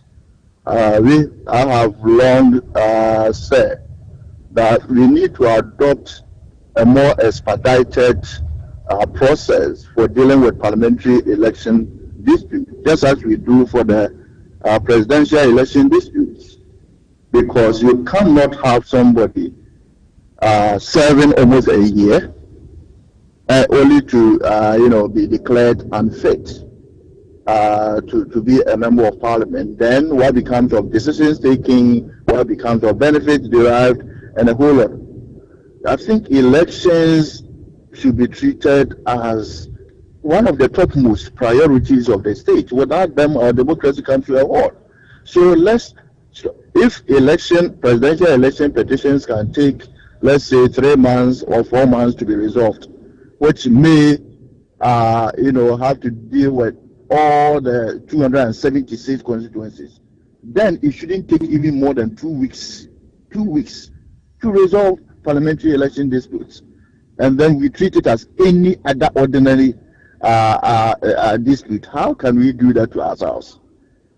And then we have all these things happening. You see, so I have even said that the practice of the courts even granting injunctions in respect of parliamentary election disputes should stop. If they are disposed of quite, fast, you wouldn't need all those things, because when election results are declared, losing parties, their temperaments rise. So where you have injunctions, this person will say, I'll go to parliament. Are we waiting to have chaos before we learn from basic things that we can adjust? So yes, another problem. Now we've gone this far, and the question, as you said, would be, as you asked, would be what happens to actions already taken. Actions already taken. So we shouldn't do that to ourselves. Yes, but back to what has happened, definitely as the Constitution grants every citizen of the country that pursuant to Article 99 of the Constitution, if you think that any member of Parliament has not been validly elected, especially within the scope of time granted by statute, then you can challenge the validity of the election of that member. And that is what was done. And then the High Court has annulled the results and asked for rerun within 30 days. Yes, I've also learned that the MP whose seat has been nullified, declared vacant, more or less, effectively, has expressed his dissatisfaction with the decision and has even filed a notice of appeal and also filed an application for stay of execution, that the court should suspend its decision, decision annulling and asking for re-election in 30 days, pending the determination of the appeal in the Court of Appeal. Luckily, the jurisprudence of the country, election petitions in the normal route should end at the Court of Appeal. So I think that if the court would treat it, even it's better late than never. If they would treat this matter with agency, so that we wouldn't have many people going to Parliament when they are not supposed to. It's not healthy for us. We need to concentrate on developmental, outcomes. So now, having said that, there's a school of thought that when you file such application, it should operate as a stay. Mm-hmm. Okay, then because you have to respect the courts, but others hold a different view, because others may also exploit or abuse the process, because they may not have a case at all, but because they want to suspend the operation of the decision, then they won't so file anything at all. So it's for the court to look at appropriate dynamics and what to do at next. But we want certainty of electoral power or political power. So we should have maximum of 1 month to determine all parliamentary election disputes, so that we won't have this. We've had several cases where even some have been decided even after the term of the parliament in which it related. So all these things that we are not learning from them, and then we continue to go in cycles. So that's the bit I could say about it. All right. You look at the current MP, Matthew Nyindam, and he serves on committees. When shakes like this happens, how does it also affect morals of committees that have been constituted? How does it affect the morale of work that is done in the chamber? Thank you very much. As for morale, that may be going to maybe an angle that will be more subjective, and I will not have a view on that. But you look at the legal consequence on that, on the work of Parliament, and then at committees, then I would say that constitutionally, reduction in numbers will not affect anything that Parliament does. But to the how it will affect morale, then maybe our political scientists will be able to tell us. But I lack capacity in that regard. Okay. Now that this matter is in court, the NDC, we just spoke with a deputy director of elections for the NDC. He says they're already in the area doing their campaign work. This is an opportunity for them to reclaim the seat. It also raises questions about how people view the court. The NPP say that they had anticipated the ruling of the judge, and it's for the reason why they already prepared their appeal. The NDC says that if the NPP say they anticipated the ruling of the judge, then they should tell the Ghanaian people, if the judge had already spoken to them and told them, I'm going to rule against you, and so prepare your appeal. These concerns that it raises, when we drag election appeal cases this long, don't we continue to poke holes in our judiciary, where we let the people feel that the judiciary is compromised? Exactly the point, and this strongly buttresses the point I made earlier, that we shouldn't even wait for transitions to take place before you redress parliamentary election petition. Dealing with only one constituency, like I said, we have carved a special procedure to adjudicate dispute regarding presidential elections, which may affect all 276 constituencies. But we cannot do that to deal with one constituency, and we have to go through this. And it's when cases drag and all these matters come in, and then there's a new government, a new power in place, then of course the losing party, being a political party, will make some of these insinuations. But as to whether that should affect the independence and then the autonomy, the effectiveness of our judicial system is another matter. But I'm saying that the delay gives room for some of these aspersions and insinuations to be made, which is not good for anyone. You talk about... Please go on and land. Yes, I mean, the rules of court committee, which constitutionally has that power, to act on that fast, and let's demand of them. As I've indicated in my book, Subsidiary Legislation in Ghana, Parliament lacks the capacity to initiate a constitutional instrument or any subsidiary legislation to be passed, because these are delegated powers. So already, if the delegated body cannot exercise the power, Parliament by its own initiative can never do that. So let's demand of our systems, let's demand of the court through the Rules of Court Committee that they should do that very fast. It won't take more than, say, if Parliament used to sit to get 21 sitting days in a month, then it's a month's matter. So let's demand of our Attorney General of the Rules of Court Committee to deal with this, so that we will not unnecessarily also prejudice our judiciary. We need, the confidence that we want of our judiciary will not just be achieved when we tell the people so. It's about they witnessing the speed which justice requires. Now, you mentioned that you would expect, or you would suggest that 2 weeks at least be enough to deal with matters such as these. Other legal minds have also advanced the course that you're advancing, that we expedite the rulings in cases like this.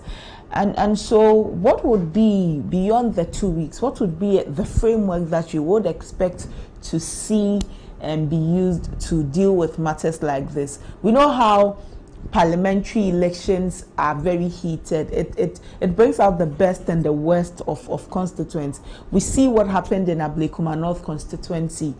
That was even just a few polling stations within the constituency, and then we go to Akwetia, we see how heated it was. And so what will be the framework that you would look to see and to mitigate some of the situations that arise when it comes to rerun of elections? Yes, so you look at that, you have to assess the stakeholders in that space, all those who are involved in our public elections. And quite frankly, then you have to assess each party and what they're supposed to do. Issues of security more has to do with our security apparatus as a country, but maybe the conduct of the EC may also, cause or lead to some of the chaotic scenes that we see. Even the political parties themselves may also have to be blamed, because you see that sometimes there are limitations. Don't go here, then they go there. All those things are there. Even the electorates, the voters themselves, some go there, drunk, others go there to, just disturb. So we have to assess holistically what the issues are, but at least most of these issues will be tackled, or can easily be tackled, if you have very strong, independent security apparatus. And then the Electoral Commission must also set up, because if they enforce, they bring out the right procedure, and the security apparatus also enforce, then if somebody wants to move somewhere, you cannot move. It's simple and short. Our public servants tend to, yield to political power. That is what may be causing the problem. Because political power will change. What about if you go support to one side or yield to one side and the other party wins? We have one Ghana to serve, and that is what we are paid to do. So why would you compromise that and throw a whole nation into such risk of destruction? Elections, look at how elections are torn our African countries apart. And we are here toying with this. We have just been lucky over and over again. May we be lucky all the time. So everybody has to play his role. The judiciary, as we have said, they also play a very crucial role. Despite even in the absence of the special procedure we're talking about, I'm sure that the judiciary itself can prioritize some of these matters. We were here in this country when some vacation of seats disputes were heard within few hours. So why can't we prioritize that? Without even a special process for that. That should be achieved depending on the urgency of the matter. Okay? Yeah. So we all have a role, the media, even the way we report. We on one side, and so we are reporting. Your political party will not be in power forever. it will definitely be in opposition and Ghana will not bend. So just be objective and do your work, and everybody will be fine. Ghana is a lovely country, and the pace of our development we can do far, far, far better.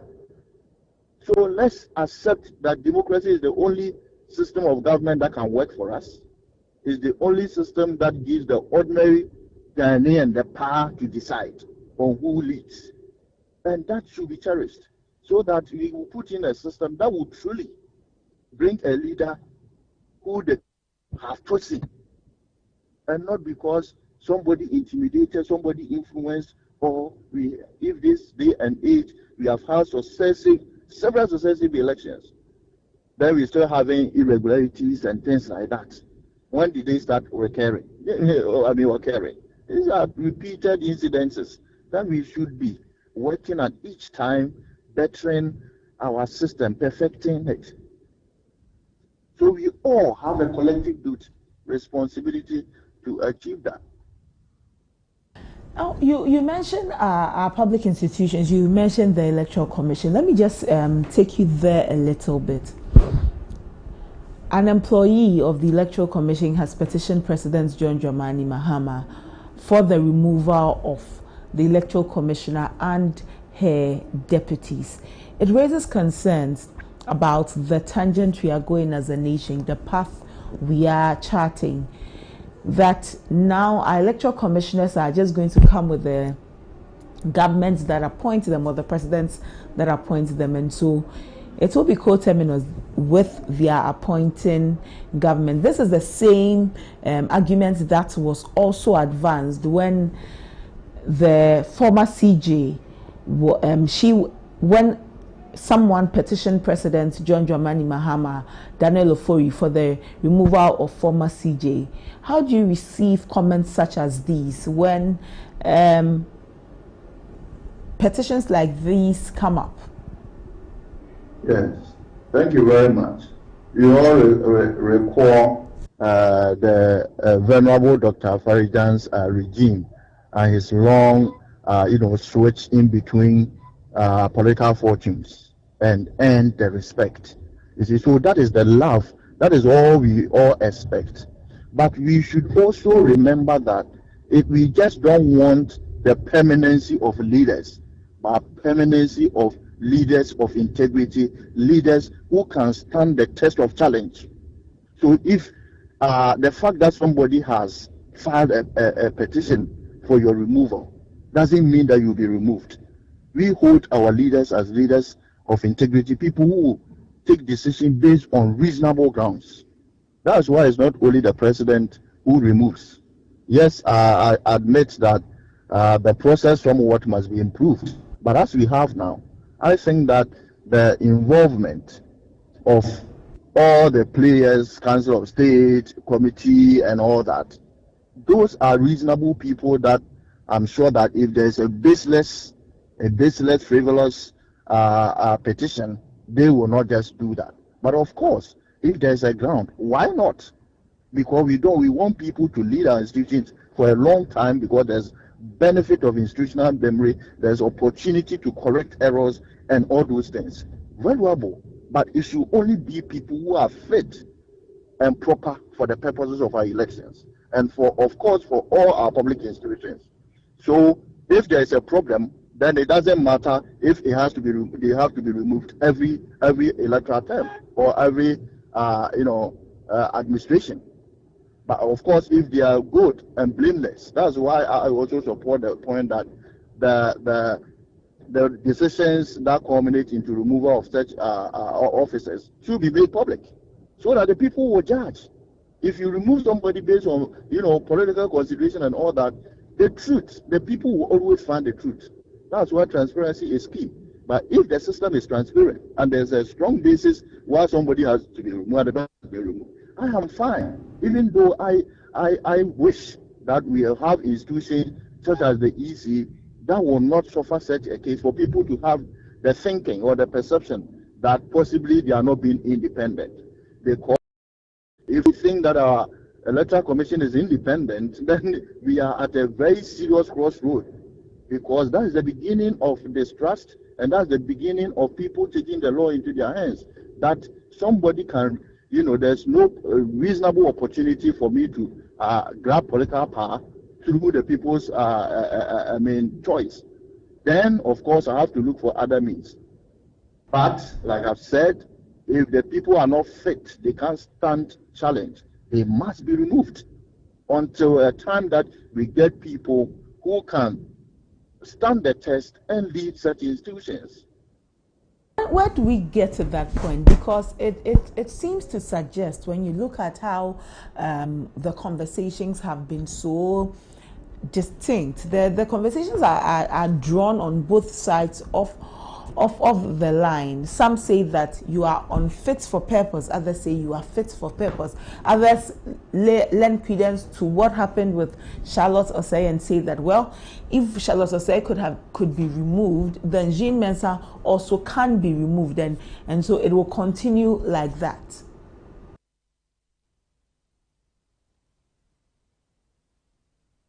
Hello, Lawyer Antiedu. Well, we have lost Lawyer Antiedu. We're speaking with him, picking his thoughts on all of these matters we've been discussing today. He is the head of the Legislation Office of Parliament. If we're able to establish contact with him, we'll continue with the conversation. But earlier, we also spoke with Mahdi Jibril, Deputy Director of Elections for the NDC, who also told us what the NDC is looking forward to when it comes to the Pandai seat. Lawyer Antiedu joins us back. We're sorry for losing you there, sir, but thank you for joining us once again. I was asking that, seeing as the conversation or the argument is drawn on political lines, so to speak, at the moment, people lending credence to what happened with Charlotte Osei, saying that, well, if it did happen to Charlotte, then it can happen to Jean. And so if we do not take care, it perpetuates through the years. How do we establish systems that are robust or are very thick-skinned against all of the political arrows that are thrown at the system, so that Electoral Commission is shielded? In this case, do we need a constitutional review around the work that the Electoral Commission does? Thank you very much. I don't see a fear, as has been expressed, that if we allow this, or if, let's say, this petition is successful, and it appears that it was done against a member of the previous administration, and then the trend appears to be a bad one, the point is that if the basis for the removal of our officers are made public, and they are not good enough, that will go into assessing the performance of the government. But if you continuously have people who are not fit to occupy that position, then they should be removed every 4 years, or anytime there's government change. I will not be bothered, because it is so bad to have somebody who is not independent minded or is not fit per the constitutional test for removal, or is incompetent to run the place, to be there. What is the person there doing? The danger that that person may cause will be higher than if the person is removed. So that will also be a signal in the positive that if I'm put there, then I have to chart a path that I will live beyond reproach. And that will also help strengthen our institutions. And then you will find out people who come to serve political interests. We want the interests of Ghana to be served at all times, because, as I've said, political parties will come and go. Public servants must know that they don't serve political regimes, they serve Mother Ghana. So where you have police, politicians can march police to go and beat someone, or meter some punishment to someone. They, as soon as tables turn, you see the same police running. That should stop. They are serving people. They are serving political actors and not Ghana. If it's Ghana, remember the US where, Trump administration, Trump goes to court, and then the system is working. Despite wherever he's there, because it's America they serve. And it's Ghana we must serve.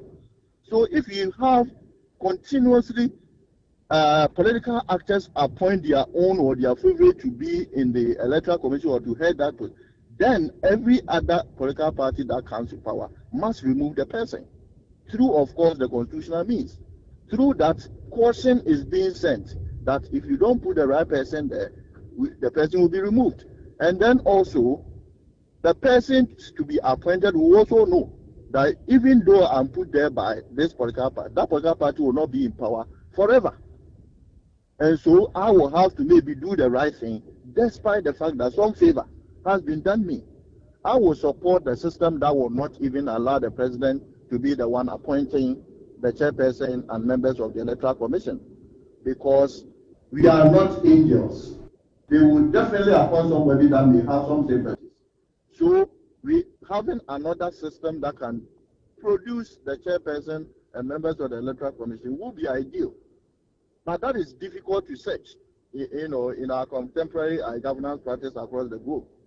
So let the political parties or let the government, new administrations appoint, but let's use the law to take out people who are not fit to be there. I think that it's a test that is good for our democracy. Through this, we will better our system, perfect it. You say that you would want there to be a different system. If you were to prefer, what kind of system would you be looking at? Would you want the country to vote for an EC? How would you expect it to be done? Election, if it's fairly conducted, is the best. Is the best that the people will vote for the one who has to lead that institution, at least, if not even all the members.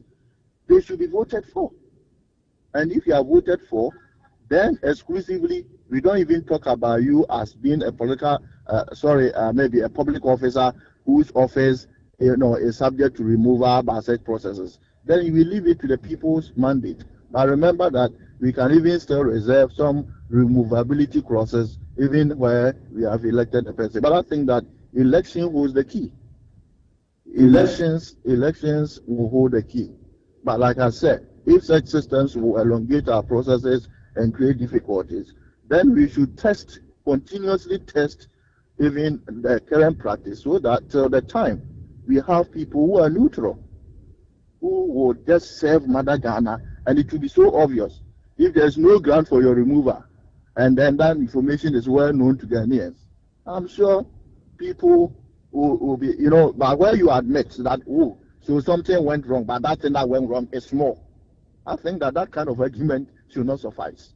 There are certain offices that if the minutest of irregularity should remove the person, because it casts doubt on the integrity of that officer, so that anybody appearing before you should have the trust that I'm running to a place where if I lose, I will accept. If I win, I will accept. That is the level we seek. And so, if once the ground is established, no matter how infinitesimal it may be, that the Constitution has not given measurement of how grievous it should be. It has just said that you should not have that, you should not have that, or you can be removed for A, B, C, D. It doesn't tell you how substantial it must be. So, if you have to go that tangent to prune our system to perfect it, I am all for it. But like I said, election appointment can be addressed through elections. But the people themselves, let's know who we serve. Let's know that Ghana is our master permanently. We have permanent interest, and it's Ghana. Auntie Edu, are you satisfied with the work that Jean Mensah and her deputies have done at the EC over the years, or it leaves more to be desired? Thank you very much. I am not an electoral person, so I lack understanding of their operations. So I will not be able to have the test that can help me measure, how far they have performed. Auntie Edu, we are most grateful for your time this morning. Thank you, and we look forward to speaking with you the more. Well, that's all for our conversations this morning on our main discussion. Earlier, we're joined by Madi Jibril, Deputy Director of Elections for the NDC, and lawyer Benjamin and Techi and Tiedu, Head of Legislation Office at Parliament. Thank you all for joining this main discussion. We'll take a break. When we return, we'll bring you more on the show. We'll look forward to hearing from you, or you can call us on 053-916-1609, 053-916-1609, so we can hear what you two have to say on all of the conversations we have been having. Rest assured, we'll also bring you the latest in the world of sports. Right after this break, stay with us.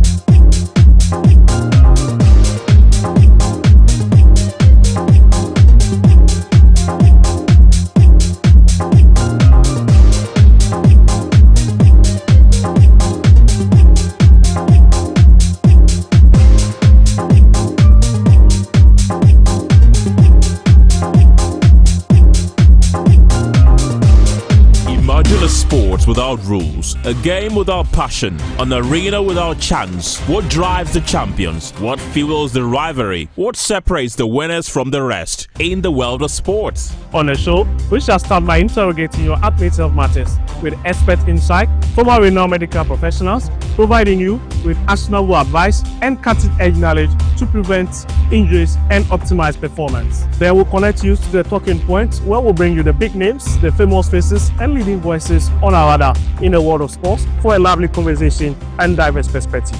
Eugene Soti, your chief data guy on the talking points. On the African Tracker, I'll break down the performance of your favorite African players abroad, scrutinizing every detail and exploring the nuances and rules governing the game.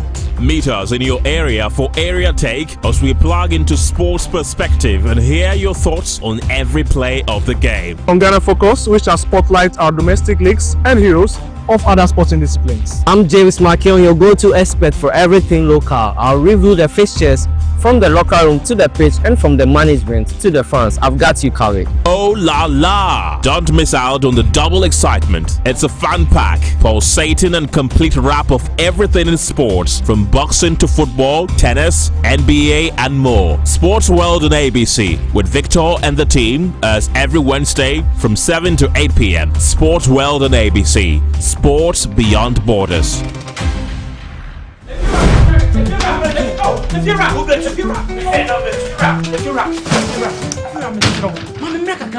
Rent back with the beer open.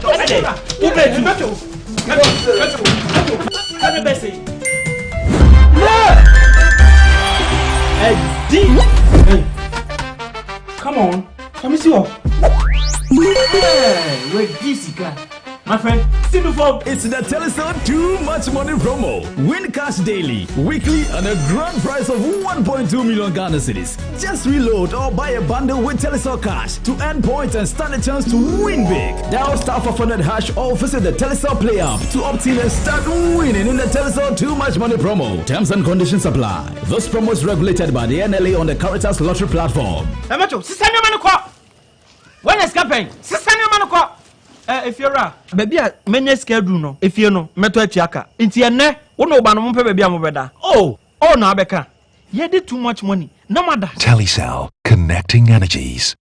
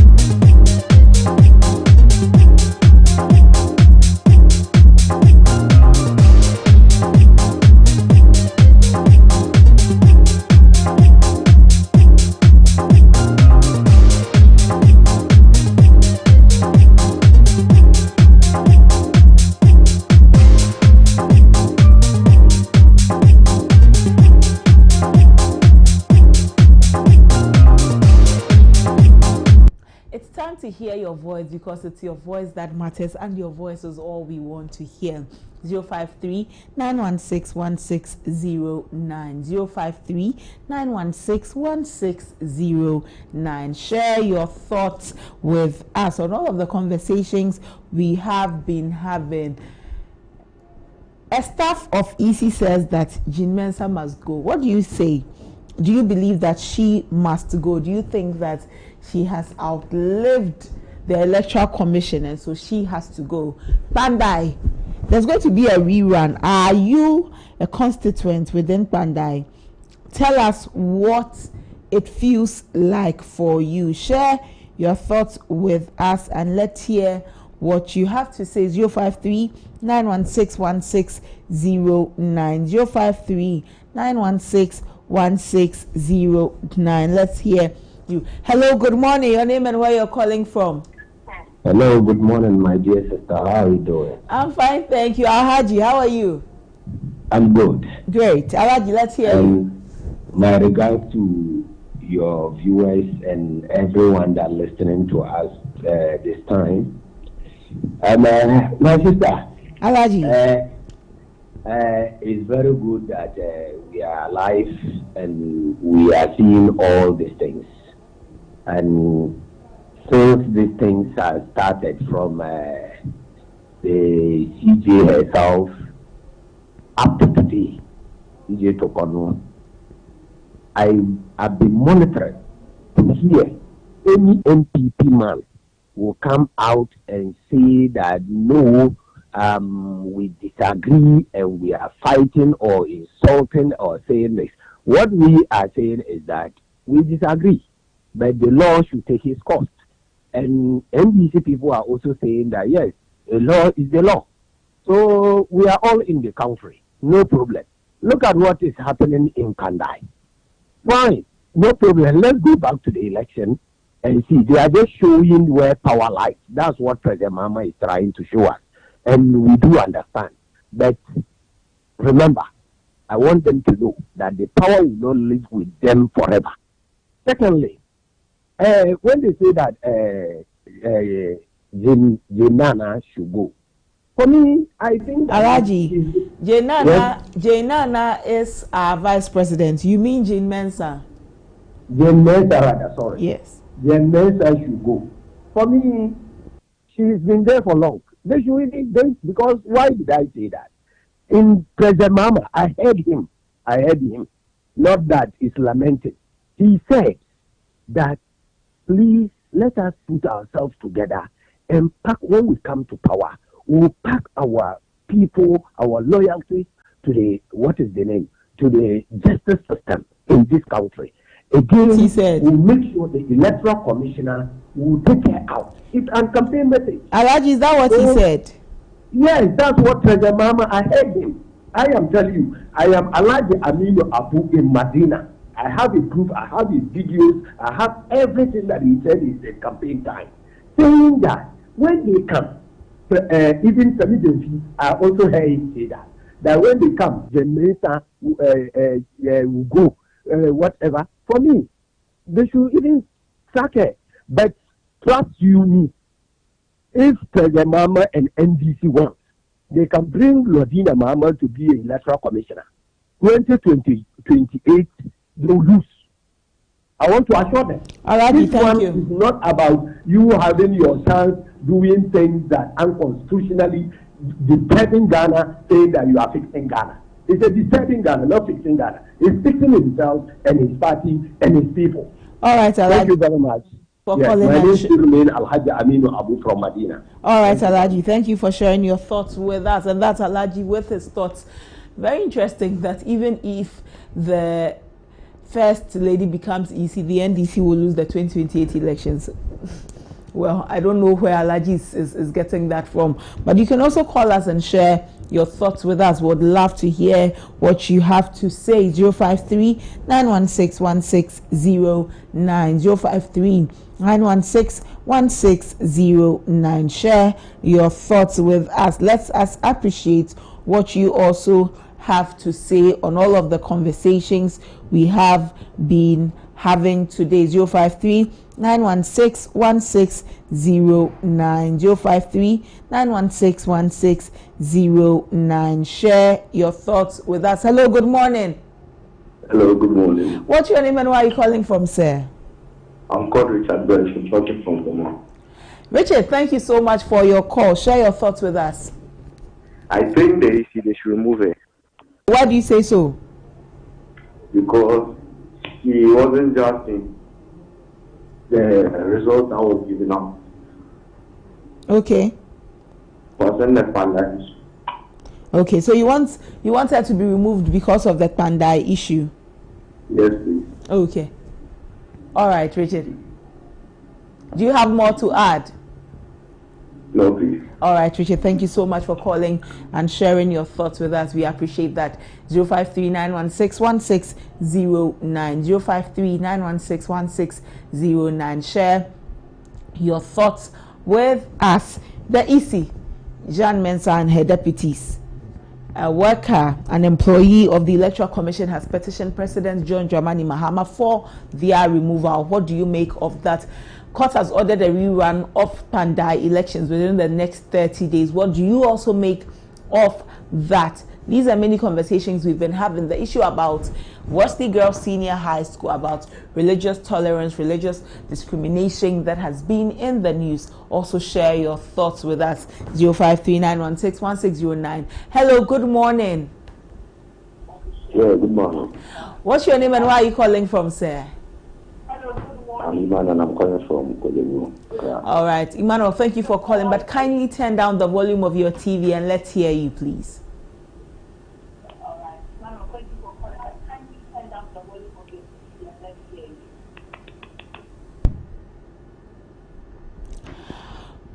We have lost Emmanuel. Emmanuel, kindly call us back. Let's hear what you have to say so you can share your thoughts with us. 053-916-1609.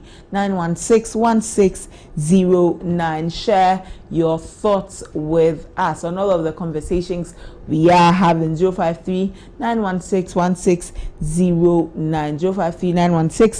053-916-1609. Teacher Kujo Tepa Enyinesusu says the appetite of NDC followers has been whetted by dismissals. Nothing new.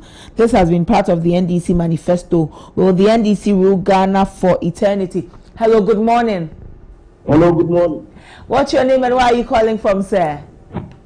My name is Sabo. Your name is? I didn't catch your name. What's your name, sir? My name is Sabo. Calling from Kanda. All right, thank you for calling. Please share your thoughts with us. Good morning, madam. How are you? I'm fine, thank you. I hope you're also well. You see, I started voting since 1992. Okay. And 92, I voted until when Kufo is about to come up. I wasn't in the country. Now I couldn't vote. But the electoral committees, they came and gone.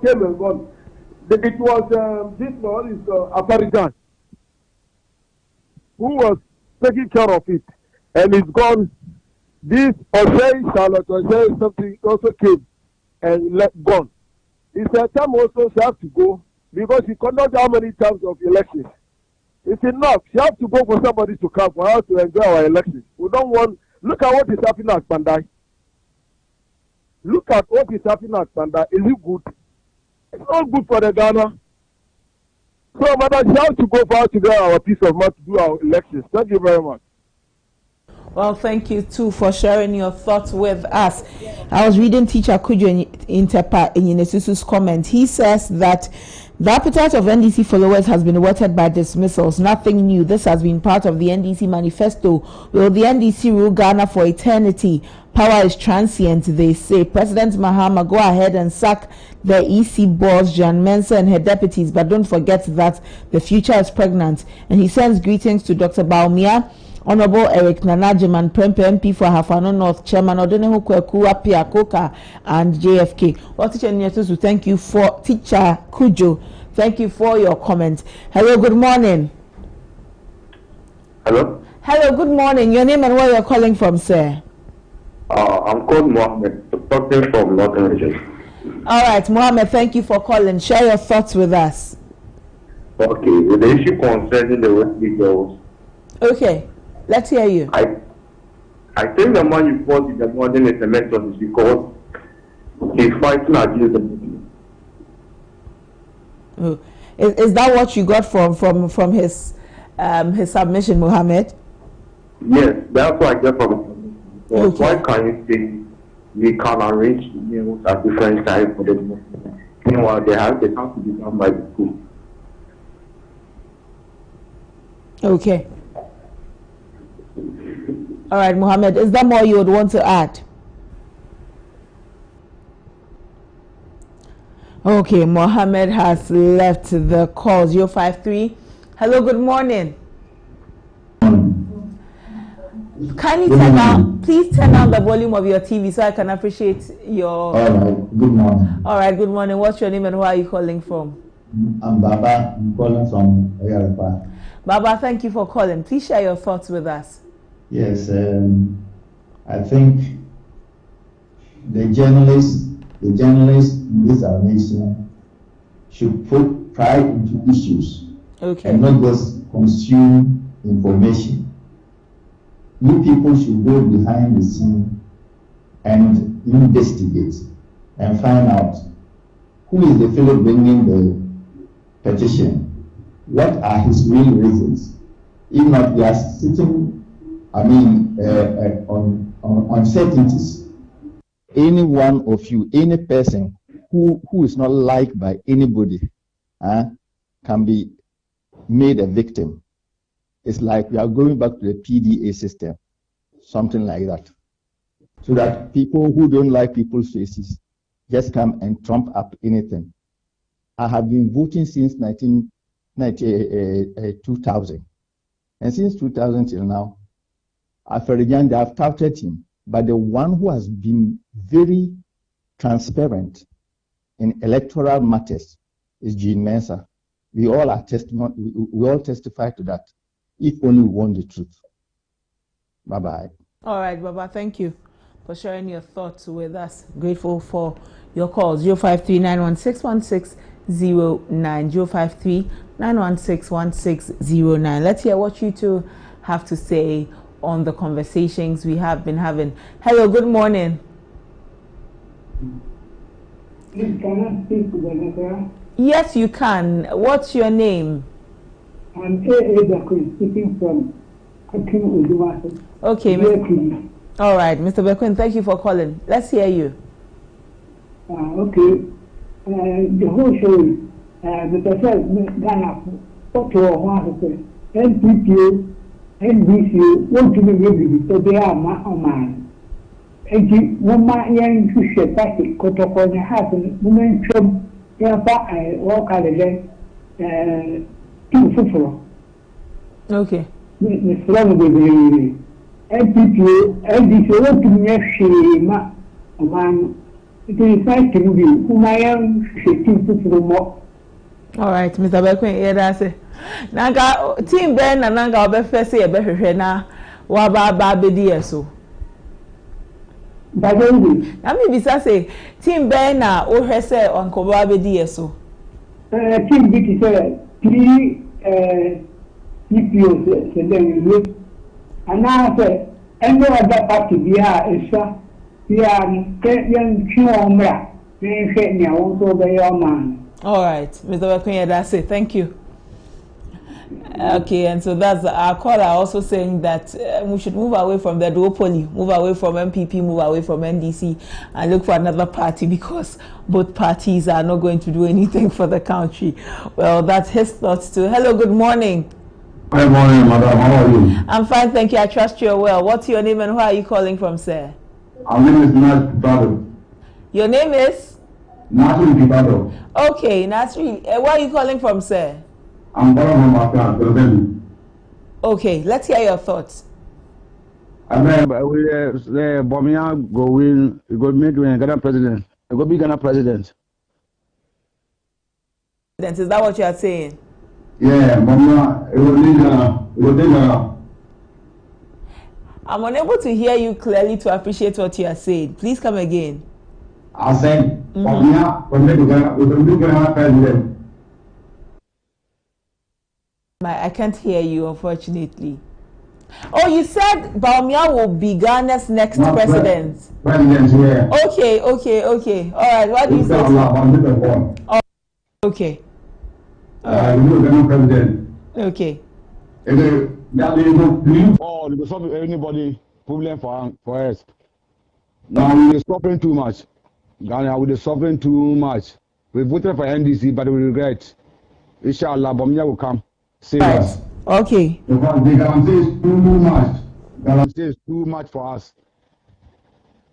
We can make you younger and die for kidney problem for Galamsey. Galamsey will kill us. Thank you so much. Thank you for your thoughts. All right. So he says that Dr. Mahmoud Bawumia will definitely become Ghana's president to solve the problems of the youth. Well, that's his thoughts. Let's hear from you to 053-916-1609. 053-916-1609. Hello. Good morning. Yeah, good morning. I'm Emmanuel. Emmanuel, calling from? Please, I'm calling from Accra. All right. Emmanuel, let's hear you. Turn down the volume of your TV so that we can have a very smooth conversation, please. Okay, sure. Please, I want to say that as President Mahama came on power, things came down. But definitely things are rising again. I don't know the reason why. So I wanted to say that both parties cannot bring anything. So we have to change as the other one called Emmanuel. And that's Emmanuel. Emmanuel also is going the same tangent as Mr. Beko, and he says that the duopoly is not going to help us as a people. Both NPP and NDC will not help the country, and so we should change them and bring another party. What do you make of that? Hello, good morning. Hello, good morning. Yeah, good morning, madam. How are you? I'm fine, thank you. I trust you also well. Wonderful. What's your name and where are you calling from, sir? My name is Nash, calling from Accra. Okay, Nash, let's hear you. Yeah, actually, what I want to contribute is that it's not bad for any President Mahama to petition the EC boss, so she has to be removed. Actually, you yourself, you witnessed what happened 2020 and 2024. So because of that, she has to be removed. Thank you. Emmanuel, thank you for sharing your thoughts. Emmanuel says that the EC boss has to be removed. He says that the EC boss has to be removed, and that's what Nyash also has to say on the matter. Nyash or Nat? Nash. Okay. Nash says that EC boss must be removed. What do you also think? Do you think that the EC boss must be removed? Do you think that she has to go? You can share your thoughts with us and let's hear you. We have some time to pick a few more calls. 053-916-1609. 053-916-1609. Share your thoughts with us and let's appreciate what you two have to say on the conversations we have been having this morning here on ABC in the morning. Hello, good morning. Hello, good morning. Oh, we have lost the caller. Please call back and let's hear you. I'd really love to hear what you have to say on the conversations we are having. 053-916-1609. 053-916-1609. Please call back and let's have some conversations. Let's hear what you have to say on all that we have been discussing today. Are you within the Pandai area? How is it now that there's going to be a rerun of elections? How are you feeling? What is the feeling like? Are you ready to go to the polls once more? You can share your thoughts with us. 053-916-1609. 053-916-1609. Share your thoughts with us and let's appreciate what you have to say. But there's so much we've discussed today. We've looked at so many conversations and I believe that we've learned something we've appreciated some context and all. 053 916 1609 053 916 1609. You can share your thoughts with us. I really appreciate all of you who have called to weigh in on the conversations we've been having. But very interesting is our two callers who say that the duopoly must be broken. It can't be NPP and NDC any longer. We need to break the duopoly. That is what the callers are saying. Very, very interesting perspective from their end. Well, we'll see what you do. We have a few years to 2028. Let's see if indeed Ghanaians will be ready to break that duopoly. But yeah, today, I think of all the conversations or of all the calls, these are the two things that I'm going to pay attention to the more. But that's all for our calls this morning here on Ghana Speaks. Thank you so much for calling. We'll take a break and bring you the latest in the world of sports. Stay with us.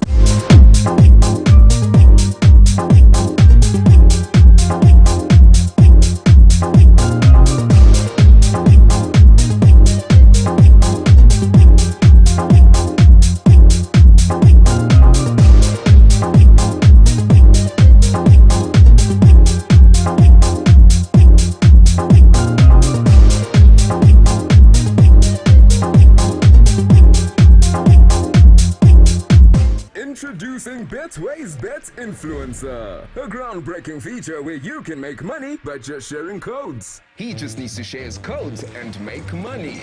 The more his codes are used, the more money he makes. Oh yes, so what are you waiting for? Anyone can be a bet influencer. Share your codes and make money. Bet Influencer, another world first from Betway. This advert has been approved by the Gaming Commission of Ghana. Betway, get way. Playing for your country, easy. Scoring, easy. Winning, easy. You know what be easy now? Kibo 4-in-1 Gary mix. Aye easy. It gets everything inside. Gary, creamer, sugar, roasted granules. Just add water. Sharp my soakings make ready. Taste and energy. Made easy. I'm a match winner, but the real champion is Kibo 4-in-1 Gary mix. Champion taste. Also available strawberry, coconut, and chocomore. This advert is FDA approved.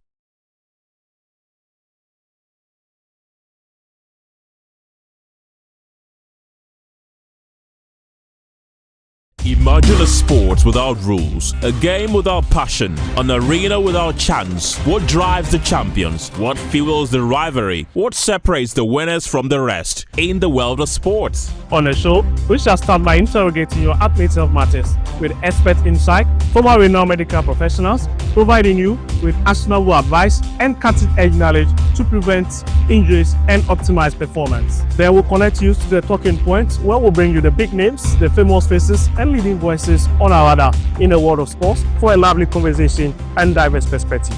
Eugene Soti, your chief data guy on the talking points. On the African Tracker, I'll break down the performance of your favorite African players abroad, scrutinizing every detail and exploring the nuances and rules governing the game.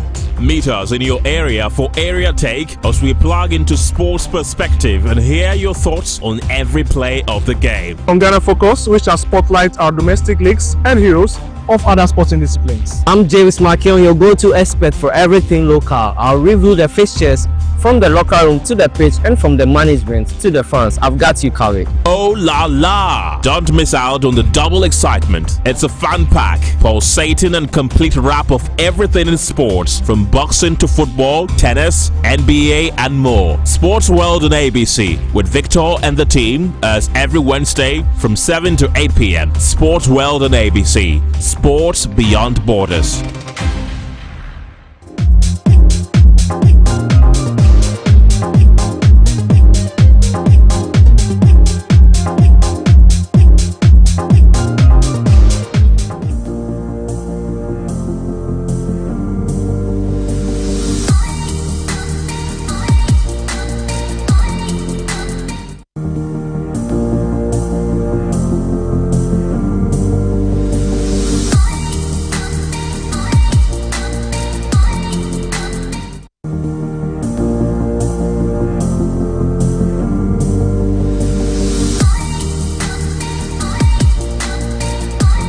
welcome back. It's time for the latest in the world of sports. Eugene Oforisoti joins me here to bring us the latest. You are welcome. Thank you. It's good to be here again for another week. I'm in the stead of James Ohimba Makion. Why are you laughing?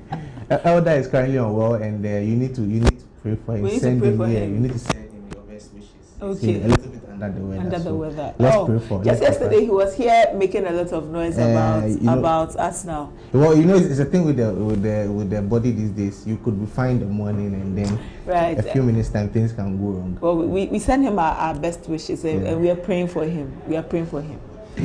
Bring us the latest in the world of sports. Well, so we've got a lot to talk about today. We'll start off from the English Premier League.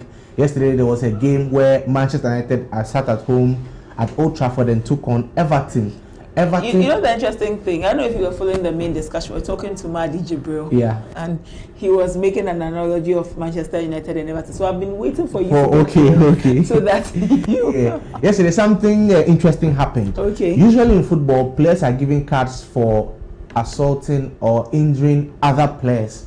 But yesterday, within the Everton ranks, 2 players had a bit of a disagreement, and then at the end of the day, one of the Everton players was given a red card. So Senegalese midfielder Idrissa Gana Gueye went into a fight, a physical altercation with Michael Keane, his own defender. Okay. And he seemed to have assaulted Michael Keane. He was given a red card.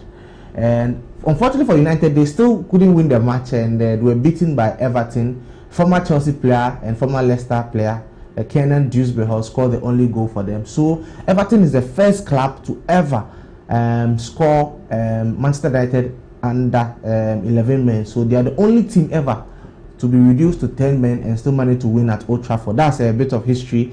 And also doesn't help Ruben Amorim as well. For a team to have your full complement of the squad, your opponent doesn't have their full complement at home and you fail to win. That's big.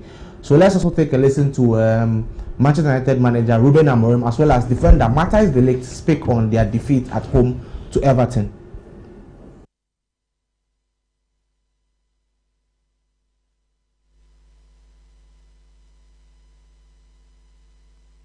The result can happen, but with 10 men against 10 men, 7 years, like any other person here at Old Trafford, but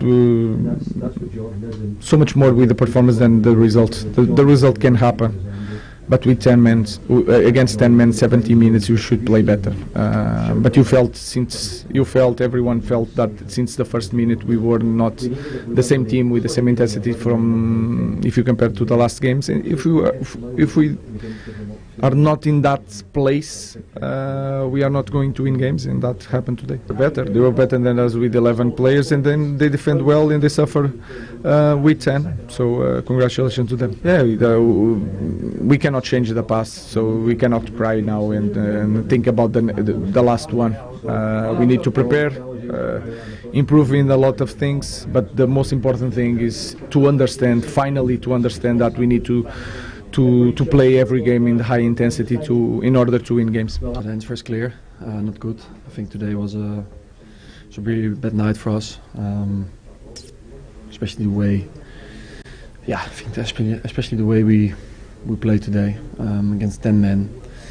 We conceded 1 goal. We didn't create a lot of chances. I think overall just a really bad performance today. It is frustrating, but that's football. I mean, Premier League is not for the weak. 1 chance could be a goal, and if they score after 1 chance and we don't, then that makes a difference today. It could have, but as I said, that's football. I mean, that's the difference between winning and losing, the efficiency.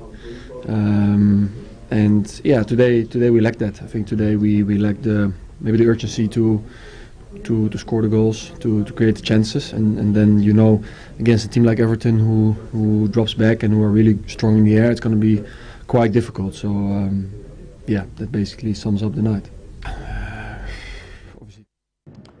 So that was Manchester United manager Ruben Amorim as well as the defender Matthijs de Ligt. So United had gone on a 5-game unbeaten run. They won their first 3, then they drew their last 2, and then unfortunately their unbeaten run ends with a loss at home to Everton. Well, so tough times for United means that also their last 3 games they have failed to win as well.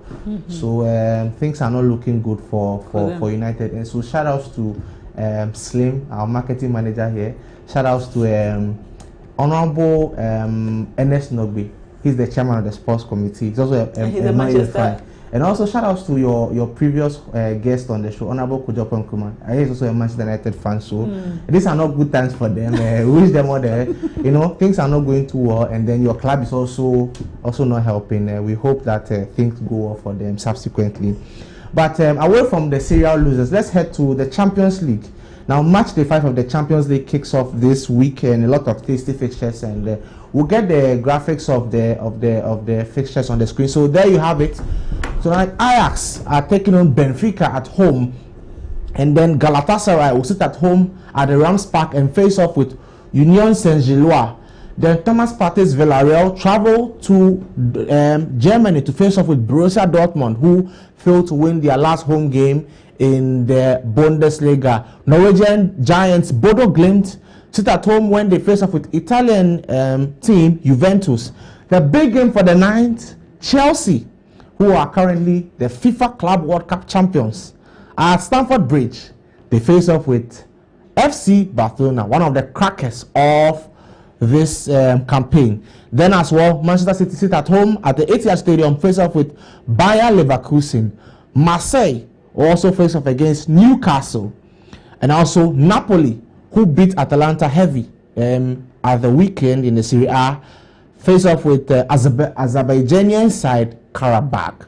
And also Slavia Praha from Czech Republic face off against Athletic Bilbao's Athletic Club. Then for tomorrow's games, Copenhagen also take on Kairat Almaty. Pafos take on Monaco, where we expect to see Paul Pogba in action, as well as Mohamed Salisu of Ghana. Arsenal, also a big game. They take on Bayern Munich. Atletico Madrid take on Inter Milan. Frankfurt take on Atalanta. Liverpool, who seem to be in also a very difficult run of form, sit at home at Anfield to take on PSV Eindhoven.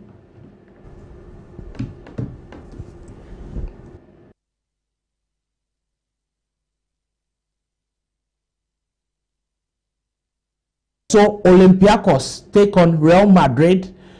So Real Madrid traveling all the way to Greece to take on Olympiacos. Then we'll get a repeat of the 2025 UEFA Super Cup.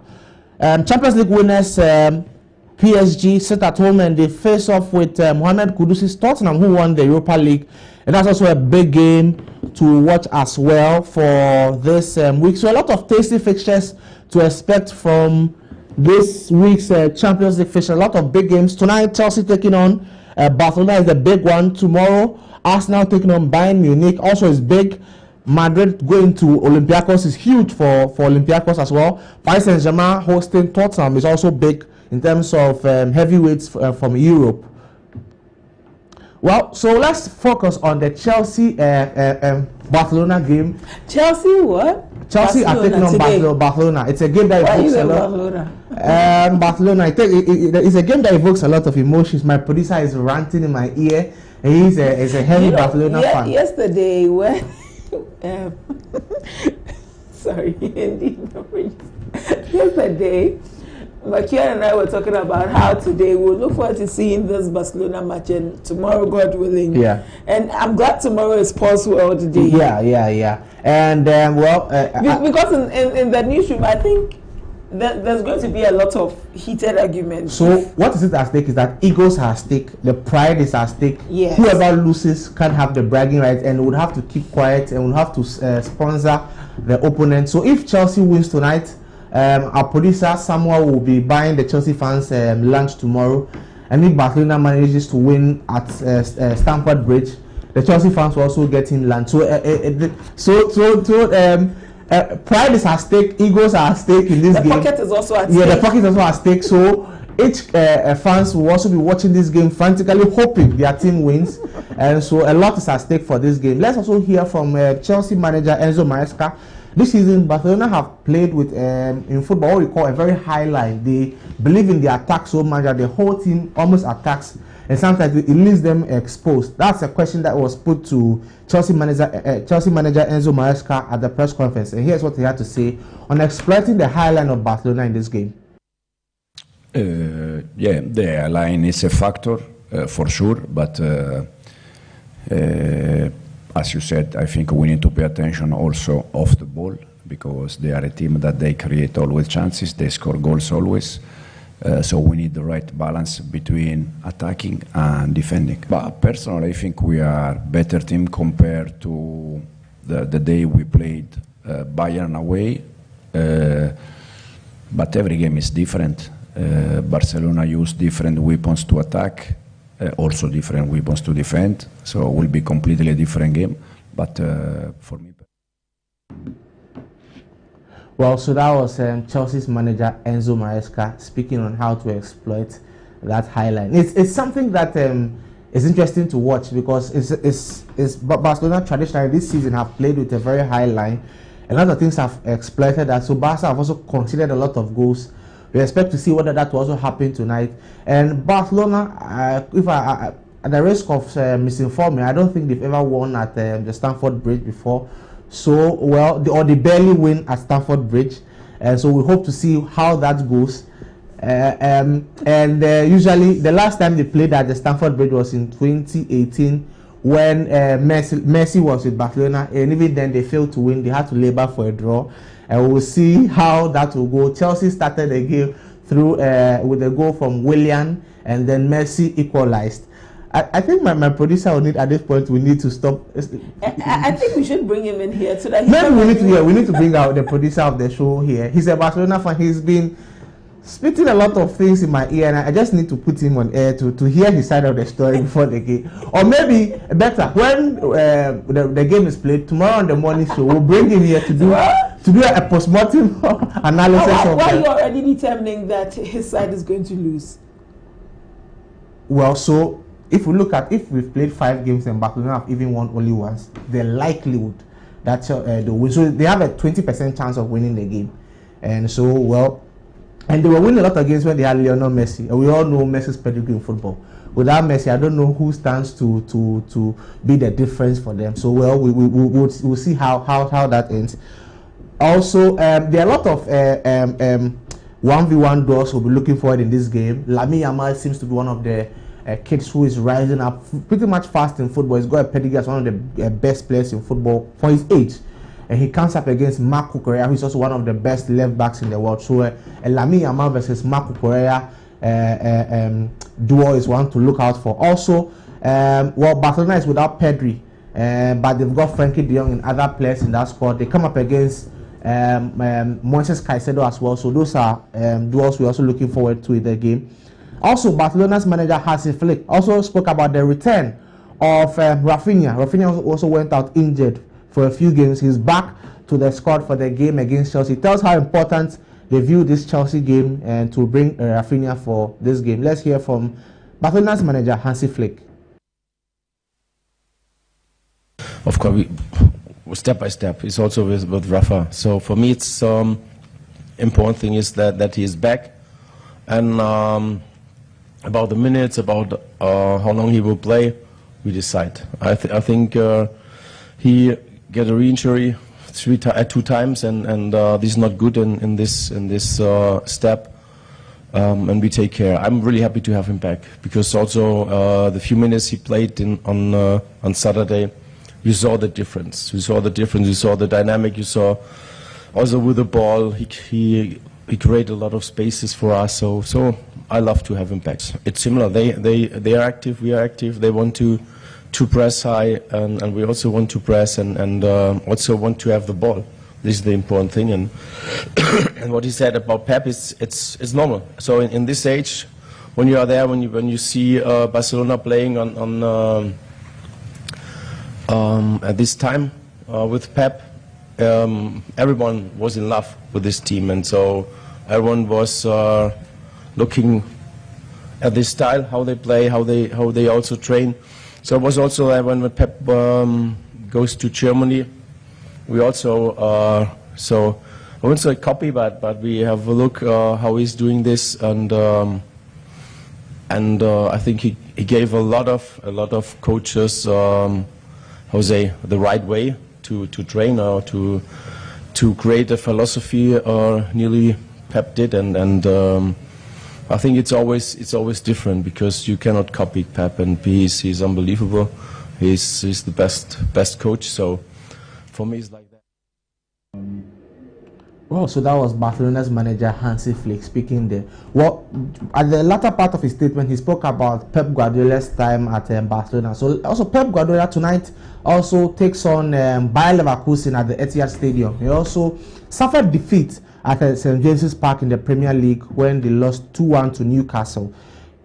So Pep Guardiola was asked a question about how the defeat will affect them heading into this game. Here's what he had to say. Good afternoon, everyone. Hope you're well. Same process as ever, please. Please raise your hand if you have a question. With mics on each side of the room, we'll take questions in English first, followed by any questions from German media. Do you think his position? His book? Because he's a couple of bookings away from a Premier League. James will play.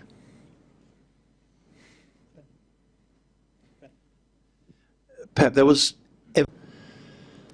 our way in the group stage. We make an incredible good 4 games because even again the Monaco we play outstanding, and now we start the last 4 games, 2 at home, 2 away tomorrow. Sorting the table in Bundesliga, massively important game to finish what we want to finish in the first 8, and of course winning tomorrow and 1 more point will be already qualified for the next round in front of the 23 or 24 teams like last season was in the first half. In the Bruges game, last one were out, so that's why tomorrow is important, and focus is what you have to do, and we have to. I don't know who will be able, but we have to. So that was Man City's manager Pep Guardiola. They take on Leverkusen. They failed to win their last home game in the Premier League, their last game in the Premier League against Newcastle United. So things are also not looking too good for Pep Guardiola in his bed. He will need to bounce back from the defeat in the Premier League when they are at home against Bayer Leverkusen. So tasty fixtures. Once again, Chelsea face Barcelona at the Stamford Bridge. Eagles, pockets, financials, and bragging rights in the new stream is on the line. And also a bit of tasty games as well. So we'll announce to our viewers that tomorrow we'll do a post-mortem analysis of the Chelsea-Barcelona game on the morning show. We'll have our producer Samuel Nimabo also here. He's the Barcelona fan. We'll also bring Godwin as well on the show. So to be a 3-man team on the sports show to dissect the Barcelona game, and then whoever loses will on set remunerate the other team. So look out for tomorrow's morning show. A lot at stake on the morning show. People's pockets will be dry, people's bragging rights in the new show will be lost, and maybe whoever loses for the next 1 month will lose his voice in the newsroom. And well, that's all the sports for now. I'm Eugene for you. So remember that Sports World will come your way tomorrow 7 to 8:30 p.m. So just stay with us. We've got new programs for you on Mondays. We've got the replay, and then on Friday we've got the build-up. So we've got a lot more coming up for you. Once we start the AFCON as well, we've got an AFCON show for you. So we've got a lot more for you coming up in this festive season.